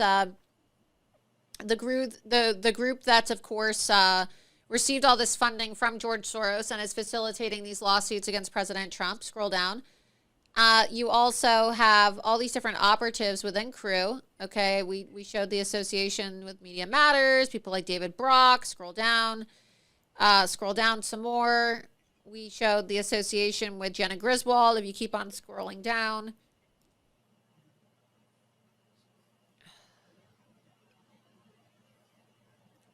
There we go. As recently as October 14th, Colorado Secretary of State Jenna Griswold, Michael Huttner, Governor Polis, Democrat U.S. Senator John Hickenlooper, and the Colorado State Senator Jesse Danielson were all photographed together at the 20th anniversary of Progress Now in Colorado. Governor Polis is a founding board member of Progress Now and was previously mentioned. Michael Huttner is the founder. So all these people hang out together. All these elected officials and political operatives and leftist hacks all hang out together in Colorado. And one of these leftist hacks is a guy by the name of Noah Bookbinder. And Noah Bookbinder is, of course, the president of Crew. And people can go back and look at these old reports on Crew on my website, Loomer.com, because if you're not familiar with Crew, you want to educate yourself on Crew. This is the organization, as I said earlier, that is behind these lawsuits. And we know that Soros donated to them because we're going to play a clip for you tonight. As I exposed months ago, the former executive director, Melanie Sloan, is on record in a previous interview saying that their largest donor is George Soros from the Open Societies Foundation. So after you confronted Jenna, Charles, who left the Supreme Court? Tell us what happened when Jenna left and who else left. Who else did you see walking out of the Supreme Court today? Oh, well, our friend Noah Bookbinder decided to walk out into the media. And like you said, he runs Crew. And as we discovered this afternoon, Secretary Mayorkas placed him as a DHS advisor. And his Department of Homeland Security page literally compliments him for working with Crew. So Joe Biden literally is negotiating behind all this. He is. Yeah, we were doing more research on this too because, like I said, Charles and I were on the phone together all day today from early this morning, you know, with the clips. Oh, go get this person. Go do this, right? Go get this person. Let's get this. Who else is there, right? Like we were trying to confront all these lawmakers and see which lawmakers were there and put pressure on them. And we're doing research because we're like, okay, Noah Bookbinder was there, and we're like drafting these social media posts to put up about him. And then of course, like you always think you know everything about a person, and then you're still looking up information about them. And then we're looking at his bio, and all of a sudden, you know, when you type somebody's name in on Google, what popped up, right? Oh, well, you know, Noah Bookbinder, all these different pages that he has affiliations with, and then you're doing your own little digging and sleuthing. This is how it all works, right? In case people are wondering how you break these stories. People will say, Laura, how do you and your team break so many stories? Well, you kind of just go down the rabbit hole, right? And Charles and I always laugh about this because we'll just keep digging and digging and digging and digging, and then we'll find some outrageous fact about these people that should be enough to completely, you know, remove them or disqualify the case from any validity or have some kind of congressional hearing. And we're like, how the hell does nobody catch this? And you're right. What we found today is that Noah Bookbinder is not only the president of Crew, but he also, in a very like small section on the DHS website, is listed as an advisory council member for DHS under Secretary Mayorkas, appointed by Mayorkas in 2022. And no one wants to talk about it. So what does this mean? This literally means that DHS is working with Crew, the group that filed this lawsuit. This means that the Department of Homeland Security is literally working to get President Trump removed from the ballot. And on the DHS website, we'll go full screen, you can see they even praise Noah Bookbinder for his work with Crew. So when we say that Joe Biden is literally trying to get his political opponent taken off the ballot, now we have, well, we already had evidence before, but now, I mean, it's just irrefutable. The DHS, okay, funded by taxpayers, praising Noah Bookbinder. And let me just say this, I don't want to beat a dead horse, but MTG, she's personally attacked your work. She's personally attacked my work. But her as being Secretary Mayorkas's like sponsor of the bill, you know, her staff should have figured this out. This is the easiest impeachment case in history. Literally in history. We figured this out in one afternoon. She's not smart, this was her Charles. top responsibility. And how dare her criticize our work when she clearly is a disaster and can't work herself. Yeah, but, Marjorie. like I said, I don't want to beat a dead horse, but just gotta say the facts. Well, look, we love beating a dead horse as long as that dead horse is named Marjorie Taylor Greene, right? So, no, but look, she really is fit for the criticism because Marjorie was very disrespectful towards you when you confronted her in Washington, D.C., and she said, oh, why don't you get a real job? Hey, you know, I would have said, hey, bitch, I do have a real job. I work for Laura Loomer. You know, your friend Laura Loomer, you know, the one that you constantly attack and tried to screw over when President Trump wanted to give her a job. Yeah, so you do have a real job and you do real work. We're breaking big stories. We're simultaneously doing the research, and then you're out there confronting people doing great work. It's freezing cold out there. This is real work. This is a lot of hard work. Okay, you're in freezing cold temperatures like we were in Iowa and New Hampshire. When we were in Iowa, we had to push a car. We had to literally, that is what she considers work. Okay, the pull-up bars right there. So she's working very hard for the people. She's working very hard doing all those squats. You know, it's a lot of hard work when you have to lift all those weights. But She comes to Iowa, takes a selfie with Trump, wants to be on stage in New Hampshire, doesn't even do anything. And you're right. If she wanted to draft this bill to impeach Mayorkas like she did, how come her staff didn't figure out the fact that Mayorkas appointed Noah Bookbinder to the Department of Homeland Security to be on the advisory committee? It's just an abomination. But you caught up with Noah Bookbinder, who's the president of Crew, as he was leaving the Supreme Court today, and you asked him about Crew being funded by Soros, which he denied. And it's so funny that he's willing to just brazenly lie like this, because we have the receipts, and we're going to show you the receipts. So take a look. Watch this clip, everybody. How much has Soros donated to Crew for your whole effort here at the Supreme Court? None. That's a lie. Are you sure you don't want to answer honestly and truthfully?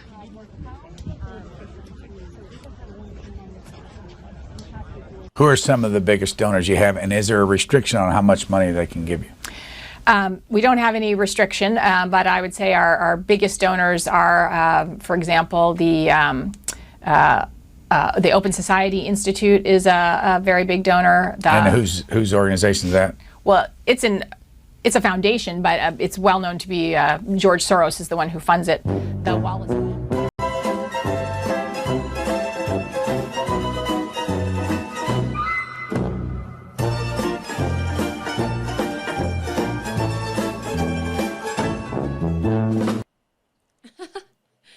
So we got the Curb Enthusiasm music there. So it's just so funny because he goes, none. We have none. We don't get any funding from George Soros. And then it's like you look at the founding executive director, Melanie Sloan, who founded the organization with Norm Eisen, who also happens to be involved in all this litigation with, against President Trump, saying, oh, yeah, we're funded by Soros. So let's go ahead and play it again. Just look at how these people lie. They're liars. These people are just blatant liars. And then he tries to run because he's a pussy and he doesn't want to face your questioning, right, Charles? So he tried to run in his Uber.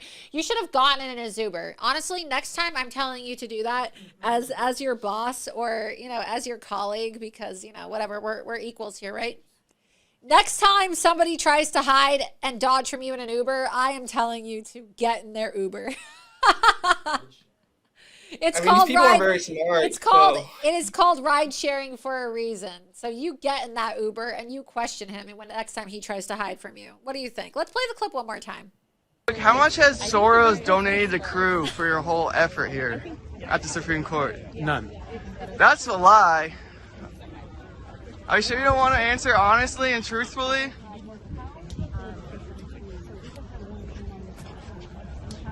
Who are some of the biggest donors you have, and is there a restriction on how much money they can give you? We don't have any restriction, but I would say our biggest donors are, for example, the Open Society Institute is a very big donor. And whose organization is that? Well, it's a foundation, but it's well known to be George Soros is the one who funds it. The Wallace.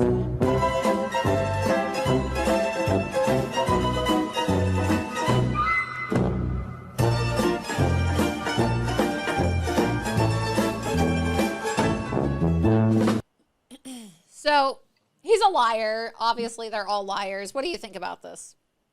I mean, if you look at past history, every national security official, which this guy is, he was appointed by Mayorkas, like what we've been talking about, they never get in trouble for lying. I mean, look at the Steele dossier. Anyone get in trouble? Nope. Look at all the lies these national security officials did to keep the Mueller investigation going. All the fake leaks, using Adam Schiff as a tool. Did they get in trouble? Nope. So why does this guy think he'll get in trouble? Look at the national security officials who lied about Hunter Biden's laptop just weeks before the election. None of them are in trouble. So why does this guy think he'll get in trouble? I think that's why he just lied so easily. And it just shows that the state of our nation and the rule of law is just not in a good spot right now. Not at all. No, it's absolutely not in a good spot. And, look, these people just don't ever get held accountable. These clips should be all over the media right now. They should be showing these clips all over the news about how the lawyers representing Crew outside of the Supreme Court today were literally caught on camera lying about who's funding these lawsuits. We already have evidence that Soros is. This is not even up for discussion. This is 100% factual information. And before, though, we had a lot of interesting clips today. You did some interviews with some Trump supporters, and, you know, we have a lot of interesting clips to share. But before we get to the rest of these interviews and the content from today, I just want to take a moment, Charles, to thank the second sponsor of today's episode of Loomer Unleashed. It's Genucel. So, as you know, Valentine's Day is coming up, and Valentine's Day, it's for your girlfriend, it's for your boyfriend, it's for your wife, it's for your husband, it's for yourself, too, if you're single. It's for anybody, really. I mean, look, everybody, every day should really be Valentine's Day if you're in a relationship, right? You should be telling the person that you're dating or that you're married to that you love them every single day. You shouldn't just have one day out of the year where you just, you know, go out of your way to act extra special because, well, look, Valentine's Day is a very materialistic day. And so if people are going to be materialistic and they're going to spend money, why don't you spend money on a gift that somebody's actually going to use as opposed to flowers that are going to die? Or, you know, chocolate's nice too, but chocolate makes you gain weight. But you know what makes you look really good? And that's Genucel. So whether you have 3 minutes or 30 minutes in the morning, you're going to want to check out Genucel. Go to genucel.com/Loomer. They have a Valentine's Day special right now. Here's their website. I really love their products.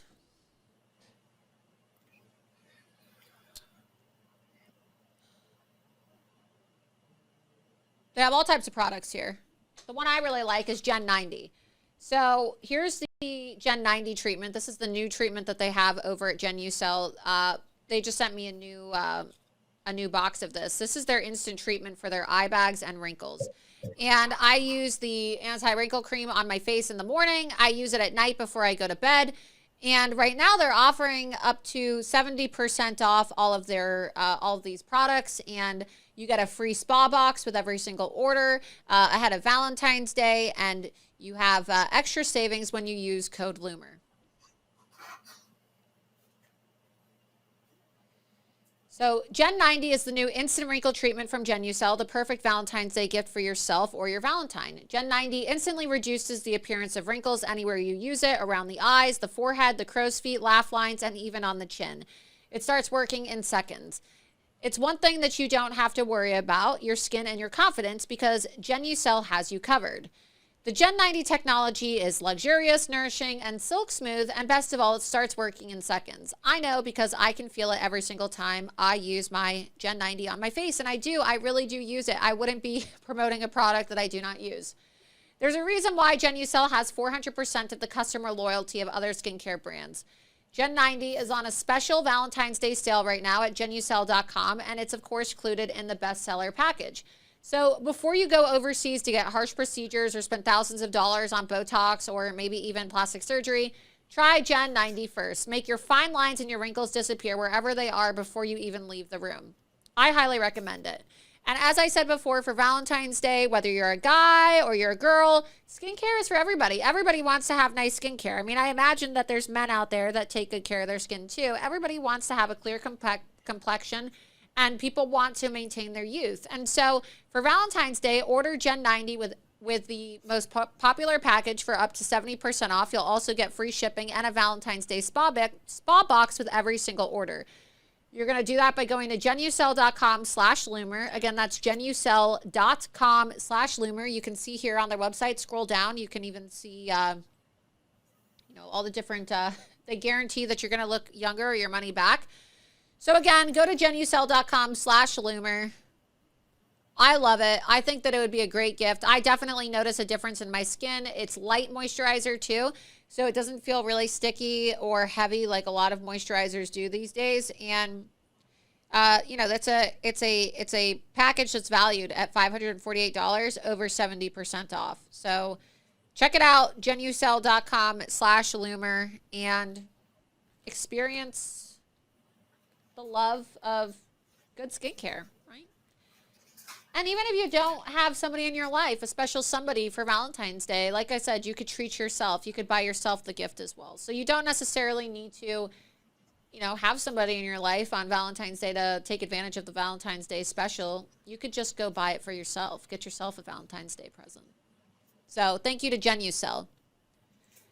See, when you support Loomer Unleashed and you support our sponsors, you make it possible for me to have amazing contributors like Charles, right? And that's how we're able to pay people like Charles, who does amazing work, and he did great work today outside of the United States Supreme Court. The video confronting Bookbinder and the video confronting Griswold, that's great. Tell us what else you saw today, Charles. Maybe you could check out GenuCell. You're married, right? Does your wife like skincare? She loves skincare. I think I need to get some, and if I don't get some by Valentine's Day, I think I'm in a lot of trouble. Yeah. But it's funny how that works, probably. Right? That's how it is. People always say that. They always say, "Oh, if I forget Valentine's Day, I'm going to be in a lot of trouble." Don't forget Valentine's Day if you're watching, you guys. If you're going to forget Valentine's Day, go to genucell.com/Loomer, and by the end of this show, you can order your GenuCell gift. And then when your special person or your significant other, your wife or your girlfriend says, "Wow, I love this gift. It's amazing. Where did you think of getting this?" Or, "Wow, you're so thoughtful. I can't believe you didn't forget Valentine's Day for the 5th year in a row." Like, look, some of you probably have forgotten Valentine's Day before, and, well, maybe it got you in trouble. And that's a pretty big disaster. I've got your back. I've got your back. I've got your back. I'm not only reminding you about Valentine's Day, but I am also giving you up to 70% discounts. Is it a big disaster? What happens if you forget Valentine's Day? I've never done that, but I've just heard. I have 3 sisters and stuff, so I know how much of a disaster it can be if a guy forgets Valentine's Day. But I have not messed up like that. Never have. Perfect record. Wow. I know some guys out there who have forgotten Valentine's Day. I guess that probably would cause some drama, right? I don't know. I don't really care about Valentine's Day that much. I think that's nice, but every day should be Valentine's Day, right? Every day. That's true. That is true. That's a strong point. I mean, people get busy, right? People get busy. It's understandable if somebody forgets Valentine's Day. I don't know. I guess we'll have to take a poll in the chat. Is forgetting Valentine's Day a really big deal? Let's go to the chat. Let's see what people have to say. Is forgetting Valentine's Day a big deal, or is it just kind of just a regular day?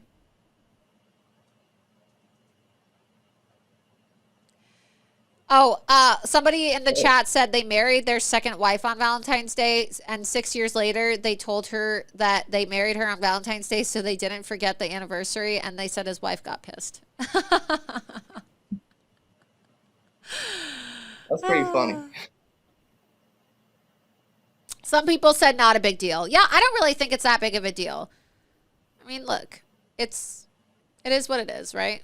People get busy. I don't think that it means somebody doesn't love you if they forget Valentine's Day. I think people just get busy, and I guess to women, right? Women would get pretty sensitive. I don't know. We'll take more chat questions or comments on this later. I just think it's another day, personally. Someone said they could always just play Monopoly and call it a day. They like your Monopoly game that's behind the desk, Charles. Oh, thank you. People say I'm pretty good at that game, but yeah, I guess other people would have to judge that. But spending a lot of time, you spend a lot of time up on Capitol Hill, so you probably are pretty good at playing Monopoly. I mean, it's a pretty realistic comparison, I would have to say. I don't know if that's a good or bad thing. Yeah, well, what else happened today, Charles? I know a lot happened. You interviewed some Trump supporters. You encountered Antifa. Tell everybody about what else you encountered. We have some great clips that we're going to play. So what else happened? So I think the most lawless, screwed up thing that happened today was as President Trump was winning the Supreme Court case, Rose City Antifa, y'all see it in the video, they have their literal Rose City patches. So they came from Portland, Oregon. They had this big banner, wait till y'all see this video. It's huge. And it basically said, remove Trump. And they blocked the road outside the Supreme Court. Well, here's what's interesting, was the United States Senate was in at the time, in session, they were voting.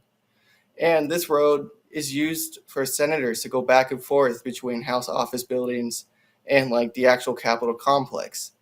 So in theory, Antifa was blocking an official congressional proceeding, and Democrats say that's an insurrection. At the very least, a lot of people who just peacefully trespassed on January 6th, they got charged with obstructing official proceeding, and a lot of their charges enhance their sentences. So as they're saying Donald Trump and his supporters are insurrectionists for blocking official proceedings, Antifa is outside the Supreme Court hearing this case, blocking official proceedings.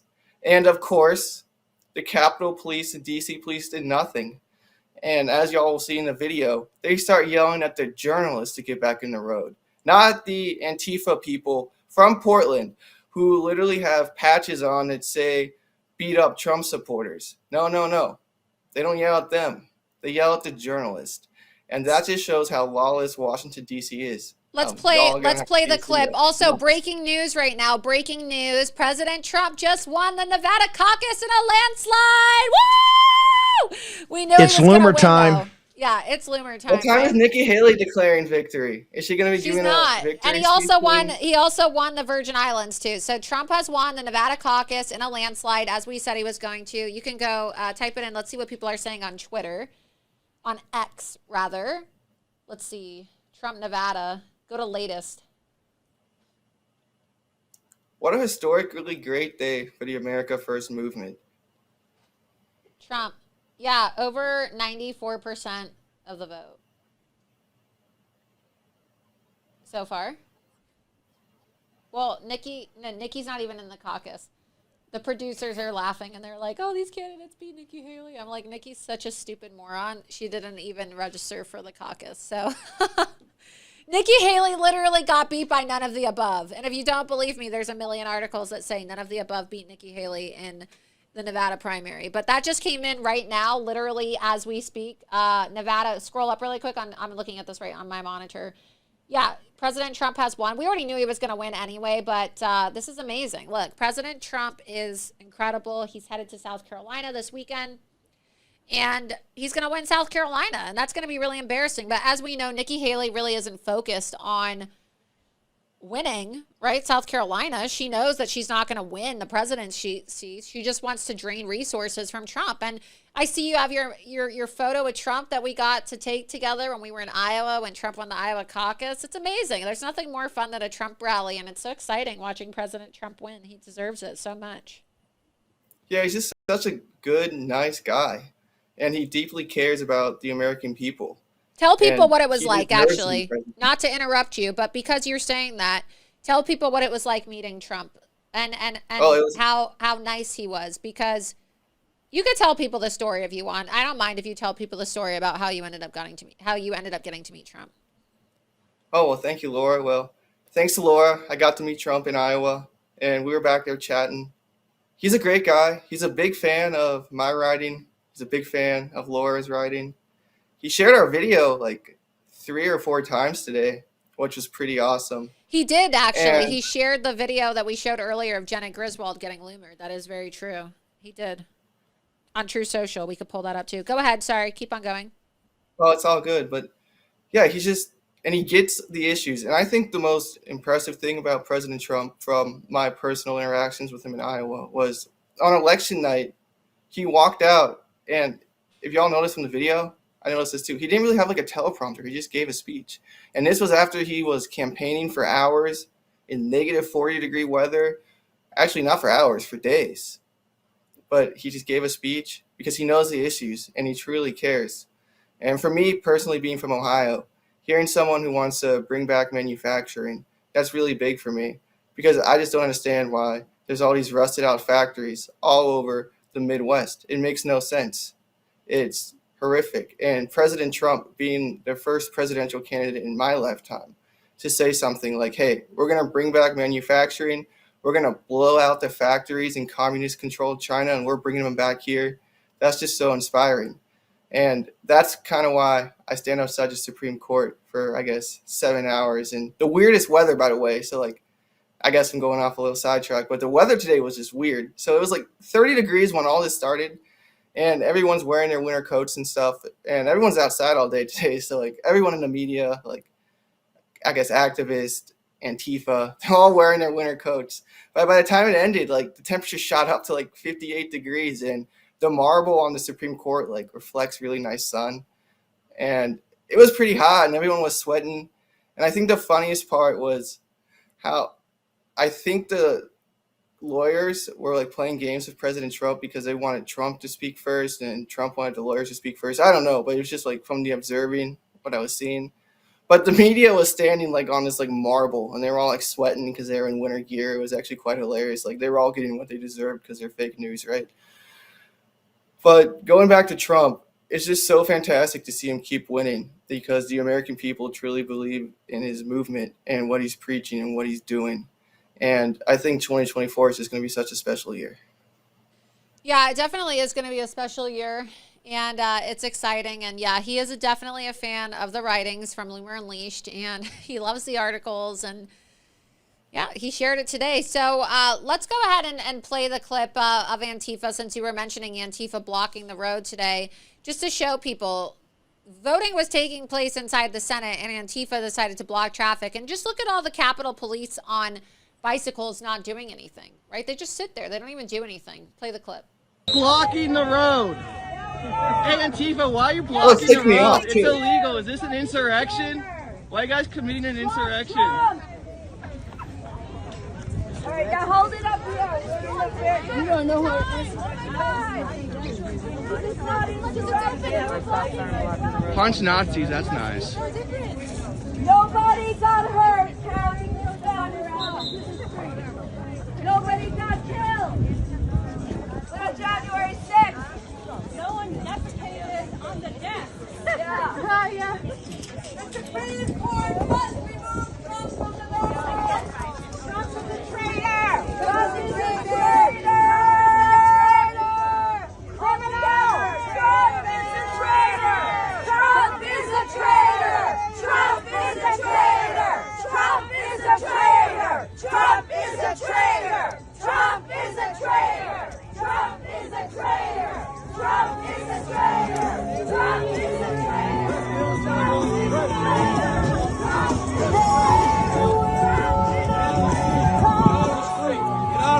Oh, they're allowed to block the street, but the press isn't. That's Washington, D.C., everybody.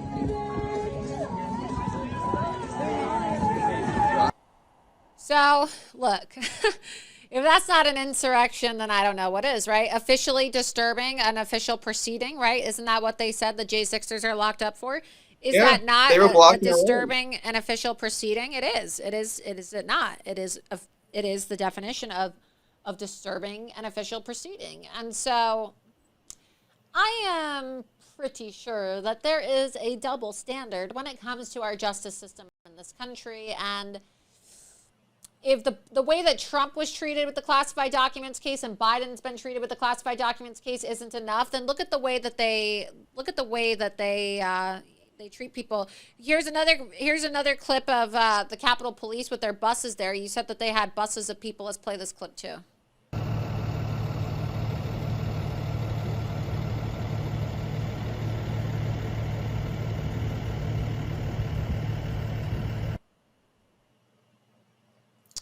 Yeah, it's just like, why are you bringing like a jail bus if you're not going to arrest people for breaking the law?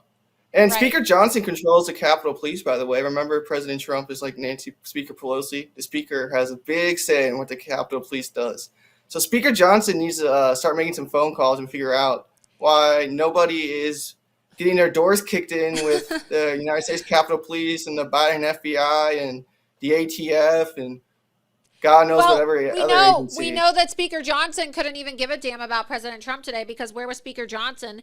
He was in Nashville at the same time when the Supreme Court was reviewing all of this. Speaker Johnson was in Nashville at a fundraiser, as I exclusively reported today, for Andy Ogles. And so I broke that story today. Scoop, you could see on my Twitter, instead of being in D.C. today outside of the Supreme Court, Mike Johnson was at a fundraiser. So look, I mean, it was so shameful. Only 3 U.S. lawmakers today, Republicans, showed up to support President Trump. That was J.D. Vance, senator from Ohio, Tommy Tuberville, another senator, and Marsha Blackburn. So if Marsha Blackburn could be in town, how come Mike Johnson couldn't be in town? And that's a really good question, and we were talking about this earlier. What's most disturbing about all this, the way this was set up outside the Supreme Court, was if any Republican lawmaker would have shown up, they would have gotten swarmed by the mainstream media and ask stupid questions. Well, if these Republican lawmakers, as they're Republican lawmakers, they should have this skill. answer the questions and show how dumb the mainstream media is and help President Trump and wake more people up, it's a fundraising opportunity for them, and it helps President Trump. It's a win-win.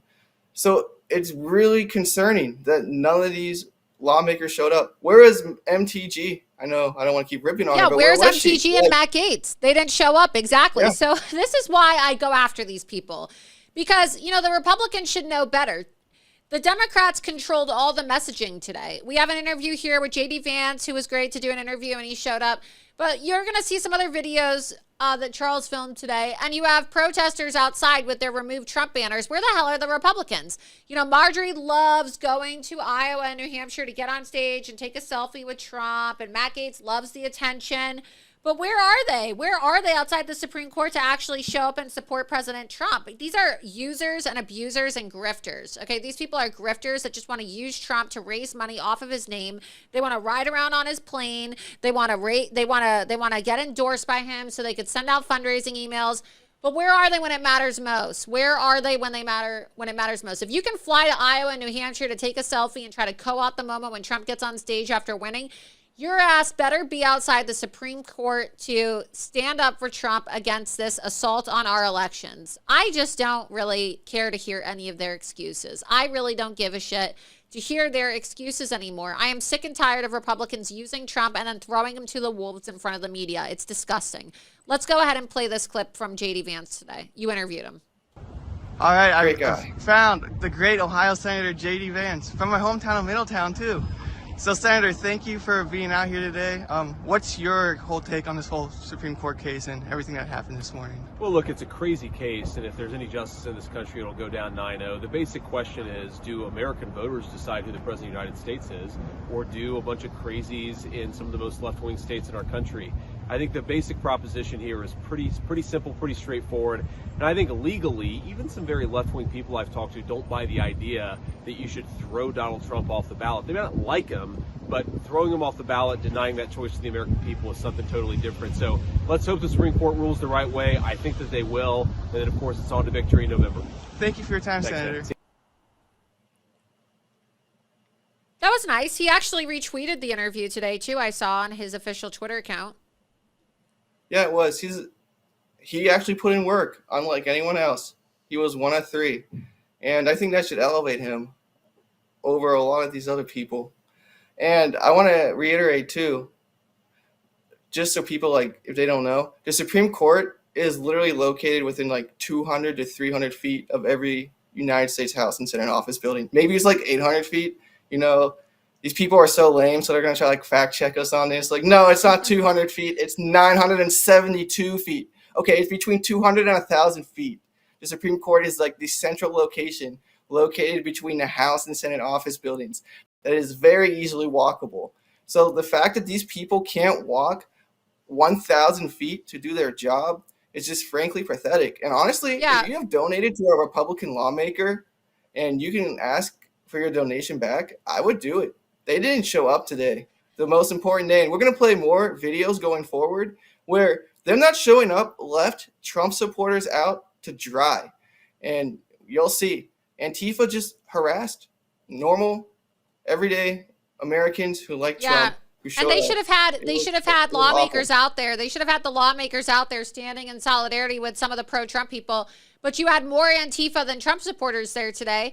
And ultimately, the decision wasn't they haven't made their decision yet, but it sounds like the court is not really entertaining the Colorado arguments to keep Trump off the ballot. And so we're going to see what happens. It's not like the court has decided on anything yet. They're going to fast track their decision hopefully soon.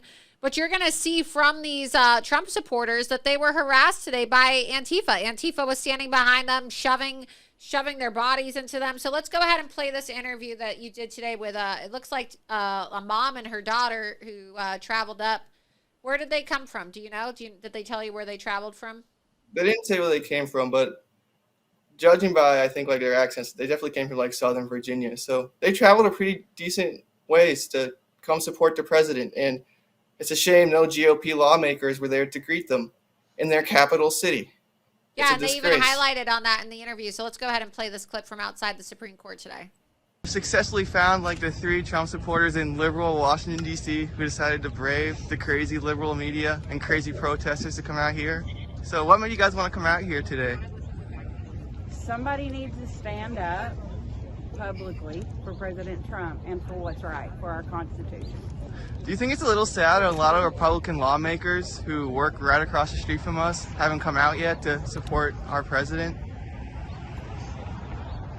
I think that's where we are right now. I think it's not surprising that they don't make their voices heard regarding this issue. They're afraid. Is that really disappointing to you, do you think? It's terribly disappointing, and we need to replace all of them. Yeah, because I was saying, like, I was watching y'all earlier, you guys were walking around getting yelled at by the crazy anti-Trump protesters, and it's just like, where are the Republican members of Congress? Why aren't they out here supporting the presumptive GOP nominee? It's pretty crazy. And then I guess one more question, how's your experience been outside the Supreme Court so far with like all these rabid anti-Trump protesters? We've been assaulted, not anything rough, but yeah, they have run into us intentionally, hit us with objects already. And as you can see, we're quietly making our voices heard. So we've not done anything to them to attract that sort of attention. Oh, I'm sorry that's happened to you. And thank you again for coming out today. It's so important. Thank you. It's That's heartbreaking. just really sad. I mean, it's really heartbreaking. What do you think about that? It's just so heartbreaking. And the most disturbing aspect of all of this is as these Trump supporters are getting harassed by Antifa, these people wearing all black, as you can see from the previous videos, Rose City patches.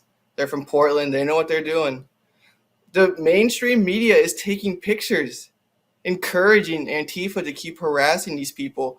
And a lot of mainstream media members are screaming at the Trump supporters too. It just shows how deranged this whole process is and how rigged it is.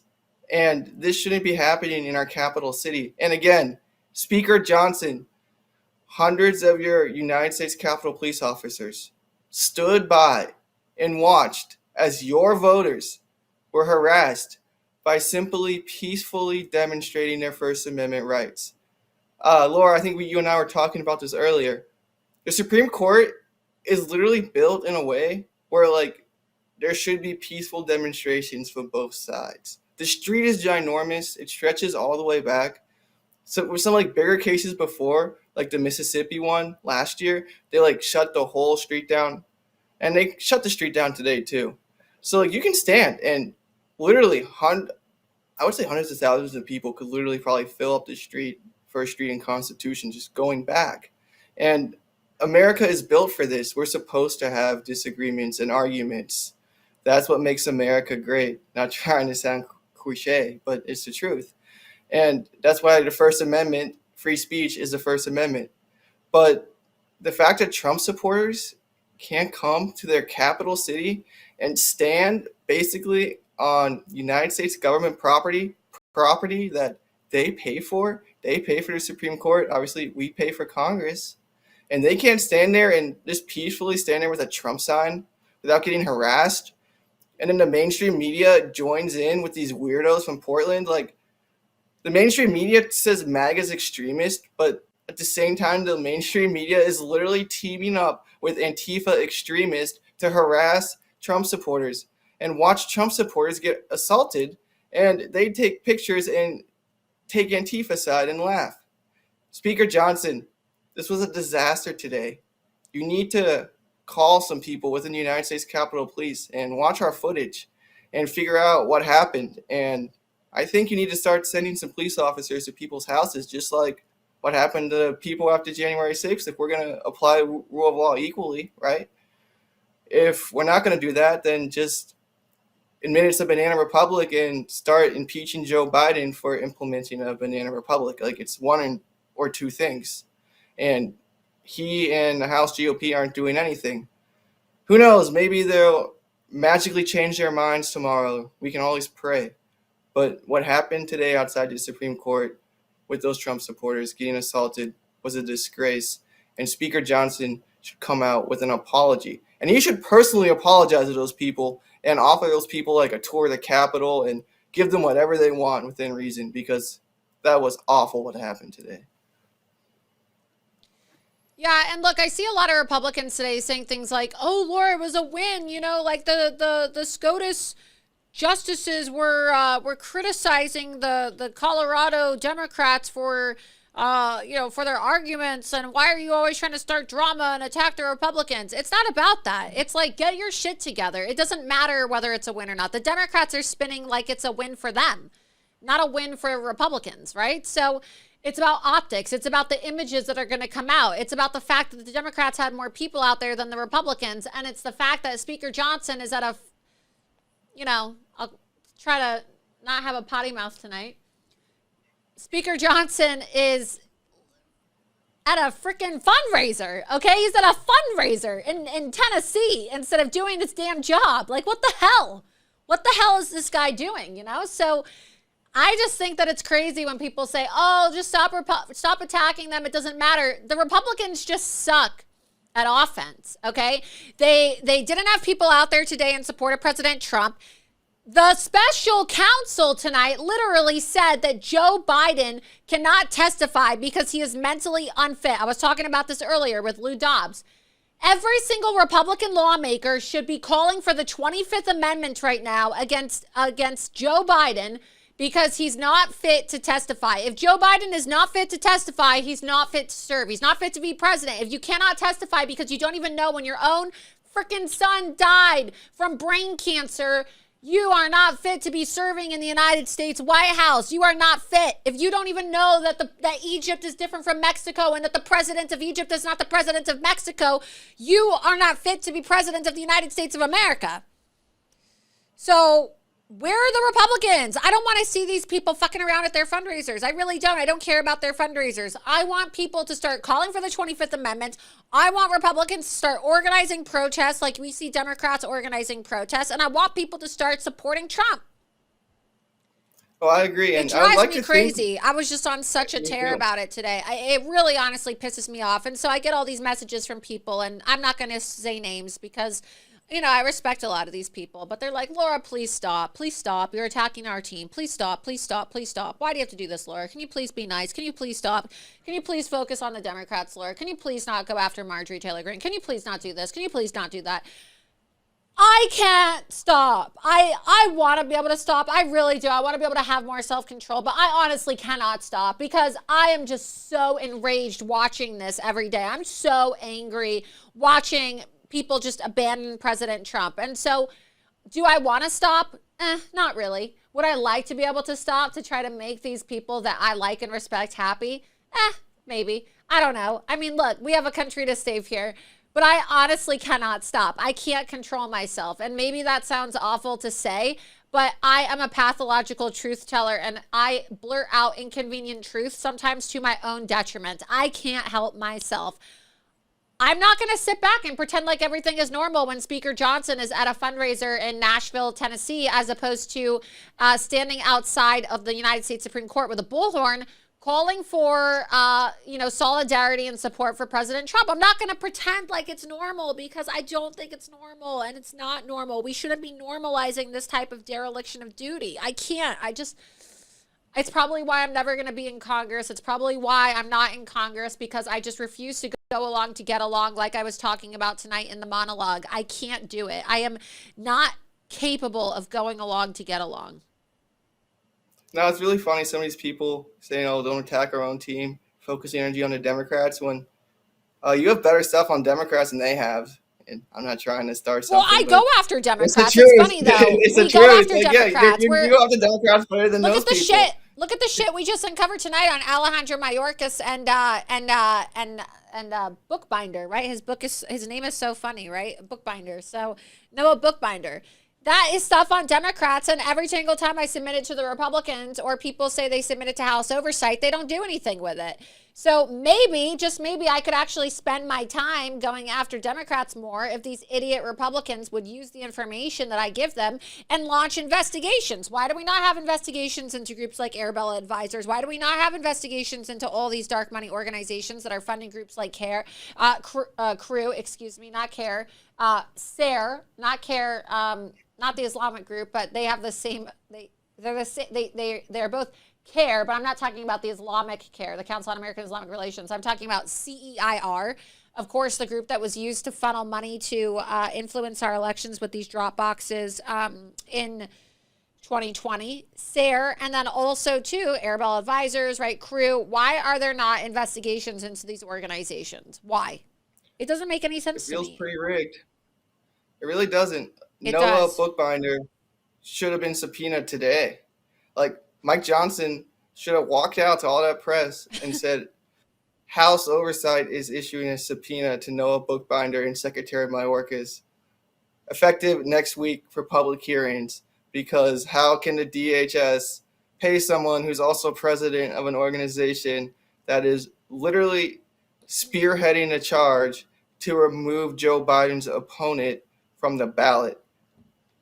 I'm not a legal expert, but that sounds pretty illegal to me. And we've talked about this before, too. How's CREW allowed to be a 501c3 nonprofit? Nonprofits aren't allowed to do political work. Is it removing a candidate from the ballot the definition of political work? This should be investigated. Like I said, look, speaking of manipulation of money and manipulation of currency, or manipulation of financial laws for the sake of committing, all types of political, operative work in violation of the law. Look, we have these agencies like the IRS that are supposed to be going after people for this, right? Violating their 501c3 status, behaving as a political operative, which is not allowed if you are truly a 501c3 charity or philanthropy. But before we get into that discussion, and also before we go to questions, before we wrap up this episode tonight, I want to take a moment to thank the third sponsor of tonight's episode of Loomer Unleashed tonight, Goldco. You can visit Goldco by using my special link, loomerlikesgold.com. Right now, the digital dollar, or the CBDC, had been really nothing but a headline. However, now things are developing at a rapid pace. It started with sweeping executive orders by Joe Biden's administration, and now you even see the central banks trying to create and hire for the development of these digital currencies. The problem with the digital dollar is that it can be used to track you and your purchases, control what you buy, and even freeze and seize your assets. This is why it's critical that you protect your money with precious metals like gold and silver. It's also why I've decided to partner with the top-rated precious metals company, Goldco. They're a great company with an amazing reputation. And look, right now, this is a really hot topic. You see people like Vivek Ramaswamy and President Trump talking about the dangers of these digital currencies on the campaign trail. And so Goldco is trying to help you protect your wealth so that you don't fall victim to digital currencies and having your assets frozen because, well, they're going to decide one day that you have a low social credit score. This is what we're seeing right now in China. They're trying to bring that here to America. It's part of implementing the New World Order and the communist agenda here in America, right? It's what they want to do. They want to create a cashless society. And so right now, Goldco, they're actually giving you up to $10,000 in free silver while supplies last. Plus, all qualified callers this week will receive a free Ronald Reagan silver coin. So don't wait until all of your money is under the control of the CCP or Joe Biden.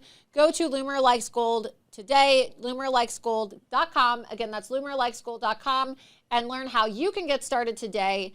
Loomerlikesgold.com. Tell them that Laura Loomer sent you. Again, you want to protect your wealth and you want to back up your wealth with precious metals like gold and silver, because things are getting really scary in this country, you guys. We literally have a dementia patient calling the shots. And even now the special counsel is admitting that Joe Biden is not mentally fit to testify, which means he's not mentally fit to serve. And as long as we continue to have an Alzheimer's patient like this running our economy and running our country, you're going to see the value of the dollar decrease, and you're going to see Americans continue to struggle with record high inflation and overall a depletion of your wealth. So again, check out Goldco today. That's loomerlikesgold.com, and tell them that Laura Loomer sent you. Thank you to Goldco for sponsoring the show tonight.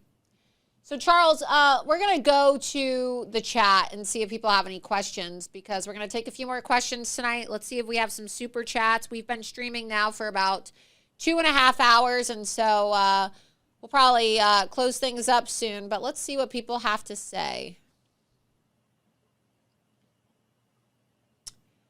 Laura, you rock. Thank you. Let's see. Yes, be sure to like and share the stream, you guys.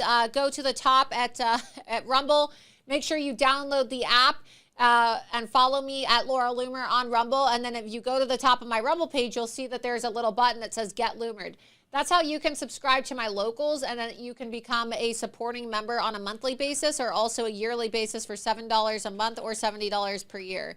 And so you can click that. See, we're on the home page now. We have lots of viewers.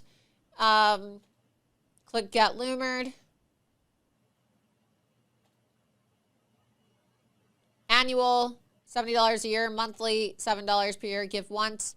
You can also donate once, right, if you want to support my work. But every single time you go to my locals and you subscribe, loomer.locals.com, you are supporting my work, and you are allowing me to hire people like Charles to do work as my DC correspondent, to travel with me.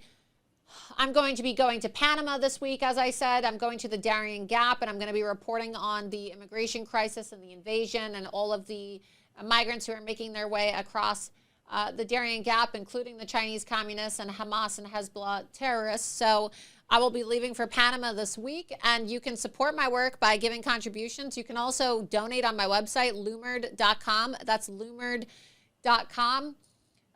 You can make a donation on loomered.com with the donate button as well, if you prefer to do that instead of subscribing. But it is really important that you download the Rumble app and you follow me. It's free to do so, because that way you get notified every single time we go live. Also, check out loomerreport.com. That's my news aggregation site, and that's where, of course, you can get all types of stories and updates throughout the day on everything that's happening in the world. So let's go back to the chat.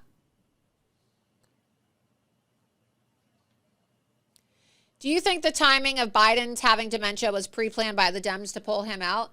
Yeah, look, we always knew that the Dems were going to be pulling Biden out, and it was always going to be an issue of his health. And so absolutely, I think that they're doing this on purpose, but I'm not, it's been well known that they're not going to run Biden. I mean, look, he's supposed to be giving the State of the Union address soon. You think Joe Biden's going to be capable of giving a State of the Union address right now with the current state he's in? No. They want to buy more time. What do you think? Yeah, and to take that a little step further, I think Joe Biden did that 7:45, whatever weird yelling press conference. It's all Donald Trump's fault. I'm going to mix up Mexico and Egypt disaster, because the Democrats were getting destroyed with that Supreme Court coverage. If you looked and watched the Supreme Court coverage between like 3 and 6 o'clock today, they were getting wrecked. Even by mainstream media outlets, they were getting wrecked, because they were replaying the audio clips of the justices just tearing apart our Colorado Secretary of State's friend's argument, Cruz argument. And I think the Democrats, looking at what was happening, and it was waking people up to all these Trump prosecutions are bullshit, that they needed to distract people. So what did they do? Laura, it was pretty crazy. Within 20 minutes of President Trump sharing our video with our friend from Colorado for 4 times in a row, all of a sudden the special counsel document drops. And then the news coverage is still kind of split between the Supreme Court and that. And then the Supreme Court coverage just takes over, because I think that's what people were interested in. And then all of a sudden Joe Biden comes out and gives a speech at 7:45 or whatever time it was. But what was really weird is Joe Biden came out at 3:45 today, gave the same speech. That speech didn't have an impact on the news cycle, so they went out and gave the exact same speech, except they answered 2 questions at 7:45 to try to take the news cycle back over. And before I came on the show, it was interesting. It kind of worked. It worked for an hour, but then at the 9:30-ish time, Eastern time, all the shows started talking about Trump's Supreme Court case again. But like I said, I think that whole little stunt today with dementia was because the Democrats lost so big inside and outside the Supreme Court. and people were waking up to the fact that their prosecution of Trump was politically motivated. And I'm not talking about like Republican voters. I'm saying a lot of independent voters woke up today, and Democrats know that. And today is going to go down, I think, as a very historic day in the path towards retaking America. I think it's also really funny, like now that their effort to remove Trump from the ballot isn't working, and they're like, oh, now we have to actually pretend like we're finally realizing that Joe Biden is a senile piece of shit. Like, like what? You didn't realize that Joe Biden was senile before this? No, everybody has known that Joe Biden was senile even in 2020. It's not a surprise, but you just have to love how disingenuous the Democrats are. It's like, oh, well, you know, we thought that the Supreme Court was going to side with us and remove Trump from a ballot and start a civil war in America. And then the Supreme Court is like probably not going to do that. So, what do we do? Let's release a special counsel report that says that Joe Biden is actually senile. And let's start asking him whether or not he's going to continue serving, even though he has obvious dementia. It's just so obvious what they're doing now. Oh, well, we can't remove Trump from the ballot. Time to push Joe Biden off a cliff. Yeah, that's exactly what they're going to do. And it was, like I said, creepy that Joe Biden went out there. And another sign I think you can see they're about to push Joe Biden off the cliff is when Joe Biden went out there again this evening. The press wasn't screaming at him at like 3:30 today. Biden went out, made a statement. He left. Biden goes out there at 7:45, and the press is yelling at him. Like I haven't seen the press yell at a White House press briefing since Donald Trump used to do them. And unlike Trump, because Trump's talented and smart and coherent and actually cares about the American people, Joe Biden can't take the yelling. He was getting overwhelmed. Like he was going like he was legitimately confused. And like I said, the funniest part was he goes out there to say, oh, I'm coherent. And then he literally mixes up Egypt and Mexico. How do you do that? Those are two separate issues, Egypt and Mexico. I don't know. I guess Joe Biden thinks the Mexicans and the Egyptians are both desert people. I don't know. I guess he thinks that all desert people are alike, right? Like all desert people are the same. So look, the guy's got dementia. The guy's got something. The video that we showed the other day that we were talking about, and I texted you and I was like, is that a diaper? Remember I texted you the other day and I was like, is that an effing diaper? I think that's a diaper. Yeah. Where it looked like he was wearing a diaper and then someone said, oh, it's a catheter. I don't give a shit if it's a catheter or a diaper. Why does the president, right, the resident, as I like to say, our resident occupant of the White House, why is he either wearing a diaper or wearing a catheter? Either way, this is not good. But it is just really funny. You have to laugh. You have to laugh at how the media now all of a sudden is like, oh my God, breaking news, Joe Biden is senile. Like, yeah, where have you guys been? Where have you been? Thanks for finally waking up to the fact that we have had an Alzheimer's patient controlling the nuke codes for the last 3.5 freaking years in our country. Thanks. Thanks a lot, media. Thank you. No, it's so pathetic. And they were yelling at Joe Biden's lame press conference this evening, yelling like they were trying to create a story because I think, like I said, they lost. They were so embarrassed at the Supreme Court today. And hey, Alex Soros, I don't know how much you paid your disastrous lawyer and how much you're paying your disastrous crew director, but dude, they're ripping you off. Like they're really untalented individuals. Like you can do much better, and we don't want you to do better. But I'm just saying, Alex, you got ripped off, buddy. Like these people are talentless hacks, and they got embarrassed. When Ketanji Brown Jackson is disagreeing with you, oh man, you got a problem, and your dude's messed up, and they did not file their briefs correctly. I know, right? Like even Ketanji Brown Jackson, their resident like DEI justice, right? And it's just so embarrassing for them. You're right, because I was thinking today, oh my God, we're gonna have Sotomayor and Kagan and the DEI queen Ketanji Brown. It's gonna be like DEI Central up in this court. And I thought, wow, we're going to have all the DEI queens today trying to argue against President Trump. But even they were like, you know, we're very concerned about the arguments that you laid out here. And it doesn't really seem like the Supreme Court is gonna have this. But we'll see, right? It's not over. It's not over yet. So people shouldn't get their hopes up because you never know. You never know what could happen in this country. And what's so funny, too, is I met President Trump, obviously blessed enough to do that. When you meet President Trump, like it's amazing. Like, he controls the room in a good way. He's put together. He's on top of it. So I hear this crew guy's here, right? This Noah bookbinder. And I'm like, oh, man, what's this guy like? Like, kind of a little intimidated. I'm like, oh, man, this guy's walking down the Supreme Court steps soon. Oh, man, I got to have my stuff ready to go. This guy walks down like he's dressed like a goofball. He's like bald, and he's not repping baldness good. Not good at all. And he's like up to here on me. I'm just like, this is who Alex Soros is like picking to lead his whole organization.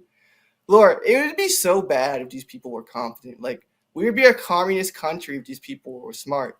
But luckily, these people can't get out of their own way and they live in their own bubbles. Like, I think Alex Soros has to be a weird dude too. If he's hiring all these weird dudes, like, I don't know if y'all have seen a lawyer who argued today, but like, again, if you think of a Supreme Court lawyer, I'm not trying to rip on appearances. This guy is not who you think. Like, he's a goofball. And this is who the left chose to argue in their most important Supreme Court case. I'll say it again. We are so blessed that these people are incompetent. Because if they were, we'd have full-fledged communism, because the House GOP and a lot of Republicans, they don't stop them. So, like, the only way these people like fail is they do it themselves. I just love the lies. I love it. I love it when you're like, how much money did Soros give you guys? And then he goes, none. And it's like, okay, let's play the clip. It's just so funny. Oh, really? Are you sure, guy? You really want to answer like that? You want to see the receipts? And then he goes and tries to hide in an Uber. I'm telling you, Charles, next time some crazy Democrat operative dodges you and they get in an Uber, you better jump inside that Uber. It's called rideshare for a reason. And if the cops ever say to you, why did you get in somebody's car? You say it's called rideshare. Officer, I thought that rideshare meant that I could get in this Soros-funded political operative's car. Well, Lord, Officer, why do you call it rideshare if you're not allowed to share a ride with these people? Officer, I didn't do nothing. You're going to be one of those little dindus, like going around stabbing everybody, carjacking. Look, if all these dindus get away with murdering Trump officials and, stabbing people and killing people in Washington, D.C. when they want to carjack, then I think that you can be a dindu for a day too. And officer, I didn't do nothing wrong. I just wanted to get in this car and have a little ride share with a Soros puppet. You're a didn't do nothing. Well, it doesn't work like that because D.C. has standards, and sadly, I don't reach that standard of being allowed to jump into cars. Is that what you're trying to say? You're not black? I don't know. Whoever Mayor Bowser favors these days, Democrats actually. But name and registration. What's interesting about the cars? What's interesting about the cars is like they were all VIP cars today, actually. So I don't know who paid for these like nice Escalades, but like every single Democrat involved in this case, like rolled up in like a private Escalade. So I guess they're just had unlimited Soros cash to act stupid today. Again, Alex, you bought these people some limos and they let you down big time, buddy. Like, I'm just telling you. You should be pretty angry. I'm just telling you, as your employer, if the officer asks you who you are and why you got in that person's car, you say, officer, my first name is Dindu and my last name is Nuffin, and I didn't do nothing. I was just trying to get in a ride share. I'm telling you. That could be like a good I'm telling you. I'm not even kidding. I'm not even kidding, Charles. I'm not kidding. Do it. I'm not joking. But you're going to need to get inside their car. Officer, I thought a ride share. I thought just pull a Jamal Bowman. Yo, man, I just was trying to pull a fire alarm. I just wanted to find a fire alarm. That's why I went inside this Uber that wasn't even my Uber. Yo, man, I'm just trying to fight climate change. I just am trying to fight climate change. You know it's so hard for a black man to get a ride in Washington, D.C. I got to steal a car or I got to hop in a car.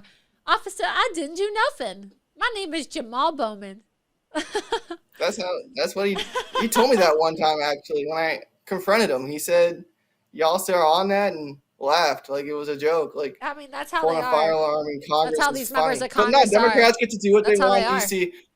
But if a Republican just, looks at someone weird, they'll get followed. Republican jaywalks, they're in jail. Like, no bail either. Let's go to the chat. Let's go to the chat and see. Let's see what people think about the idea of Charles identifying as didn't do nothing. My name is didn't do nothing, and I am just going to get into that car because it's a rideshare. People think it's a good name. Just identify as an underage escort doing a job also. Yup, right? Anything, they get away with everything. They got a lot of those in Congress. Go up, scroll up, let's see. Nothing. Like, I'll say this. I saw the most law enforcement ever in Washington, D.C. today, like on the sidewalk. I would not suggest going to Washington, D.C. late at night. Like, you're going to get carjacked. Somebody said, I'm getting a legal name change to Dindu. That's true. If you don't want to be held accountable for anything, you need to change your name to Dindu Nuffin. My name is Dindu Nuffin, and this car is mine. It's just unbelievable. It's really sickening. I wish that it was a joke, but it's not even a joke because this is literally what's happening in Washington, D.C. right now. I mean, I just got to put a Biden hat on, too, and I'll be fine. You can do whatever you want. Again, like, Rose City Antifa is literally allowed to walk around with their patches on, block traffic, and then still stand there and yell and scream with no repercussions. They say that you could also, they said you could also identify as Kang Charles. We was Kangs. We was Kangs. We was Kangs. We didn't do nothing. So you're Kang Charles. Yep. Yep. Everybody's got an excuse, right? Everybody's got an excuse. Somebody said, Wayne Daniel Sr. said, even the Dem justices had to shut them down. They must uphold the tenets of law and the Constitution. No felonies, no convictions, just blowing smoke. Like I said, total embarrassment by the left of the Supreme Court. So unprepared. Alex, you need to ask Crew for your money back. He thought it was his rideshare. Yeah, people love that. I think that's the new thing, right? That's the excuse they're going to start using for carjackers, right? Officer, I didn't do nothing. I thought it was my rideshare. They do that. Remember, like this is so sad. In D.C., literally there was an Uber driver, and he got carjacked by like 3 teenagers or something, and they didn't even get jail time. And Mayor Bowser was like, oh, no, it's the society. It's the system. They don't need jail time. And that was the end of that. And, like, this Uber driver was, like, a first-generation American working late at night trying to provide for his family. He really got shot in the head over, like, a 2003 Toyota. Yeah, It's well, so there was the sad. other one, too, of the Muslim Uber driver, the old man. Remember the guy that was innocent, the innocent Muslim guy? And then the 3 black teenagers carjacked him and dragged him, and then he ended up dying. I think we're That talking was about the awful, same too. thing.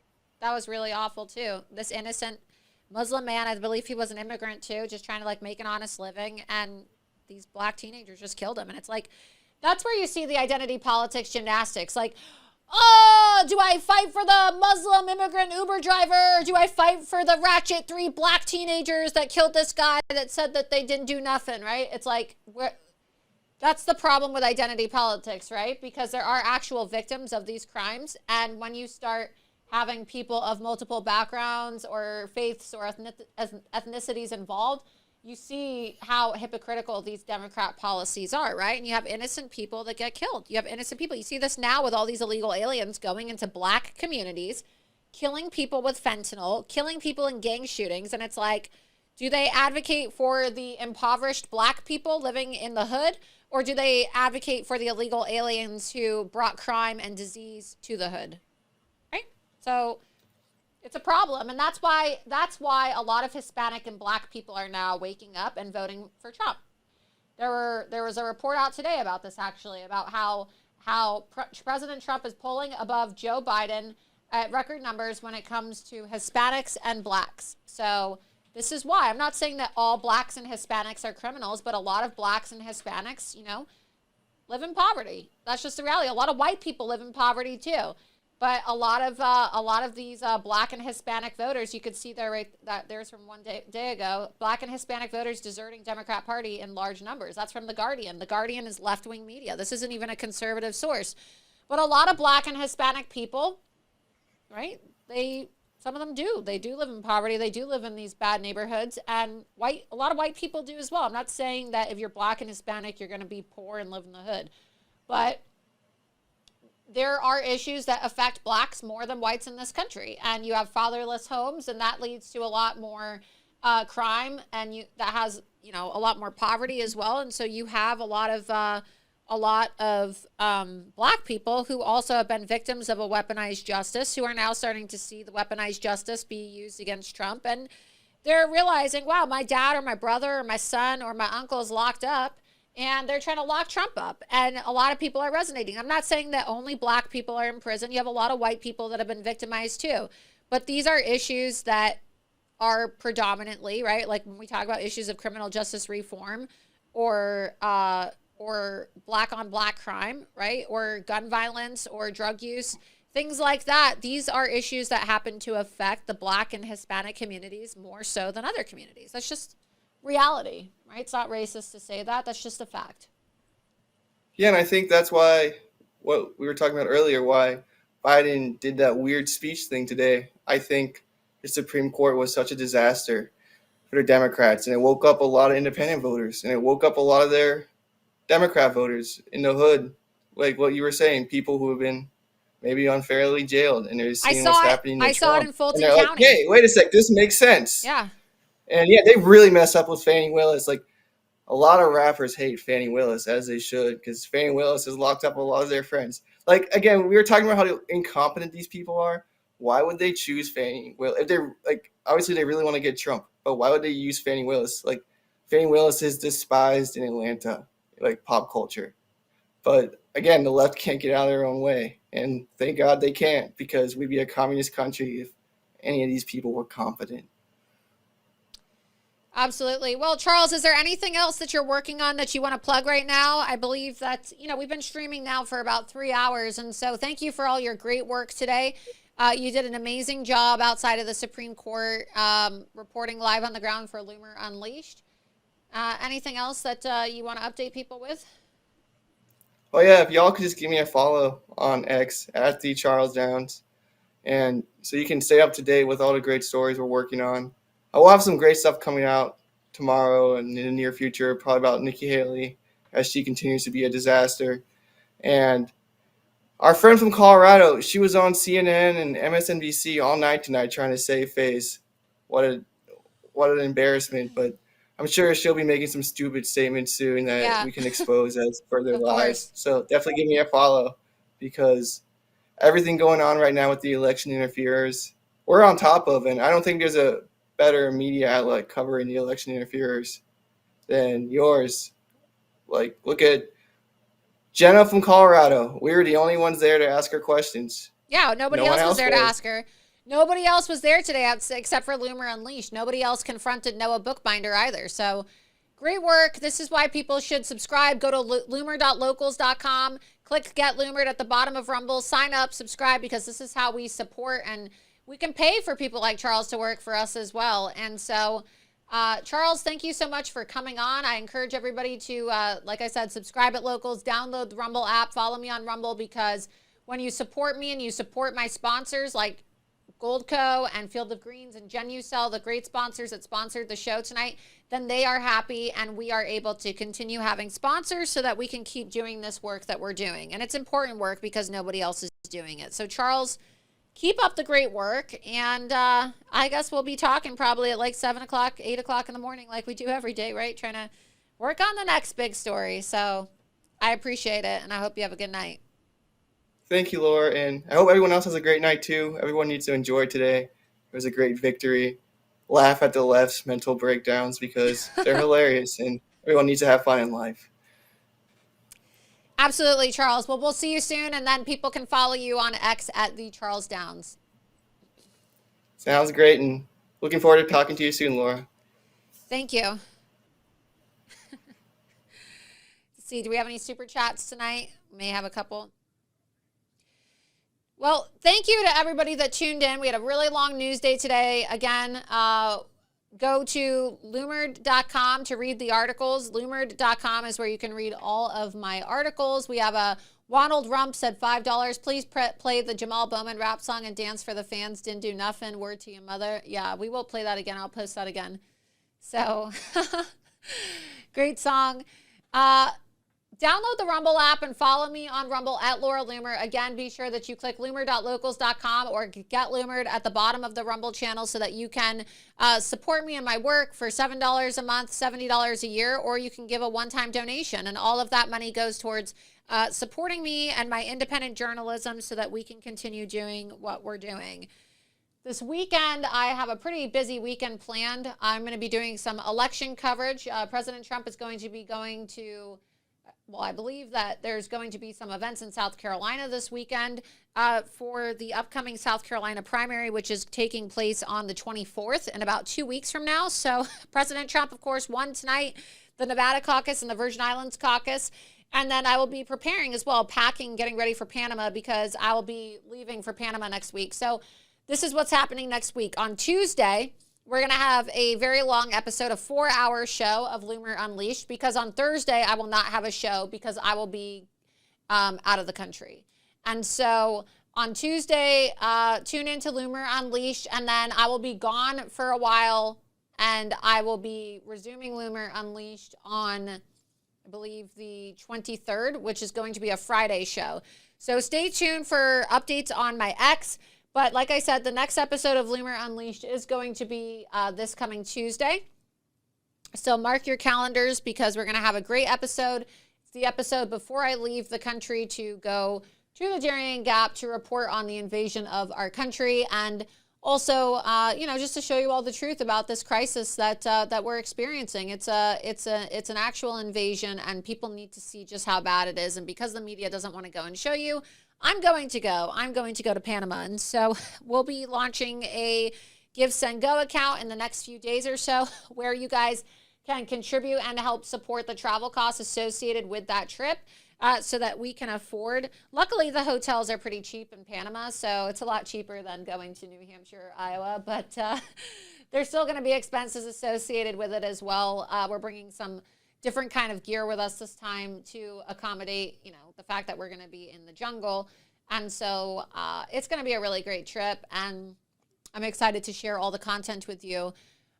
With that, be sure also that you're following me on Twitter, True Social, Gab, and Getter at Laura Loomer so that you get all of my updates and exclusive reports. But until then, I hope that all of you have an amazing weekend. Thank you so much to everybody that tuned in to this, great episode of Loomer Unleashed tonight. And I will see you next Tuesday for episode 28. Thanks so much for watching. See you next week.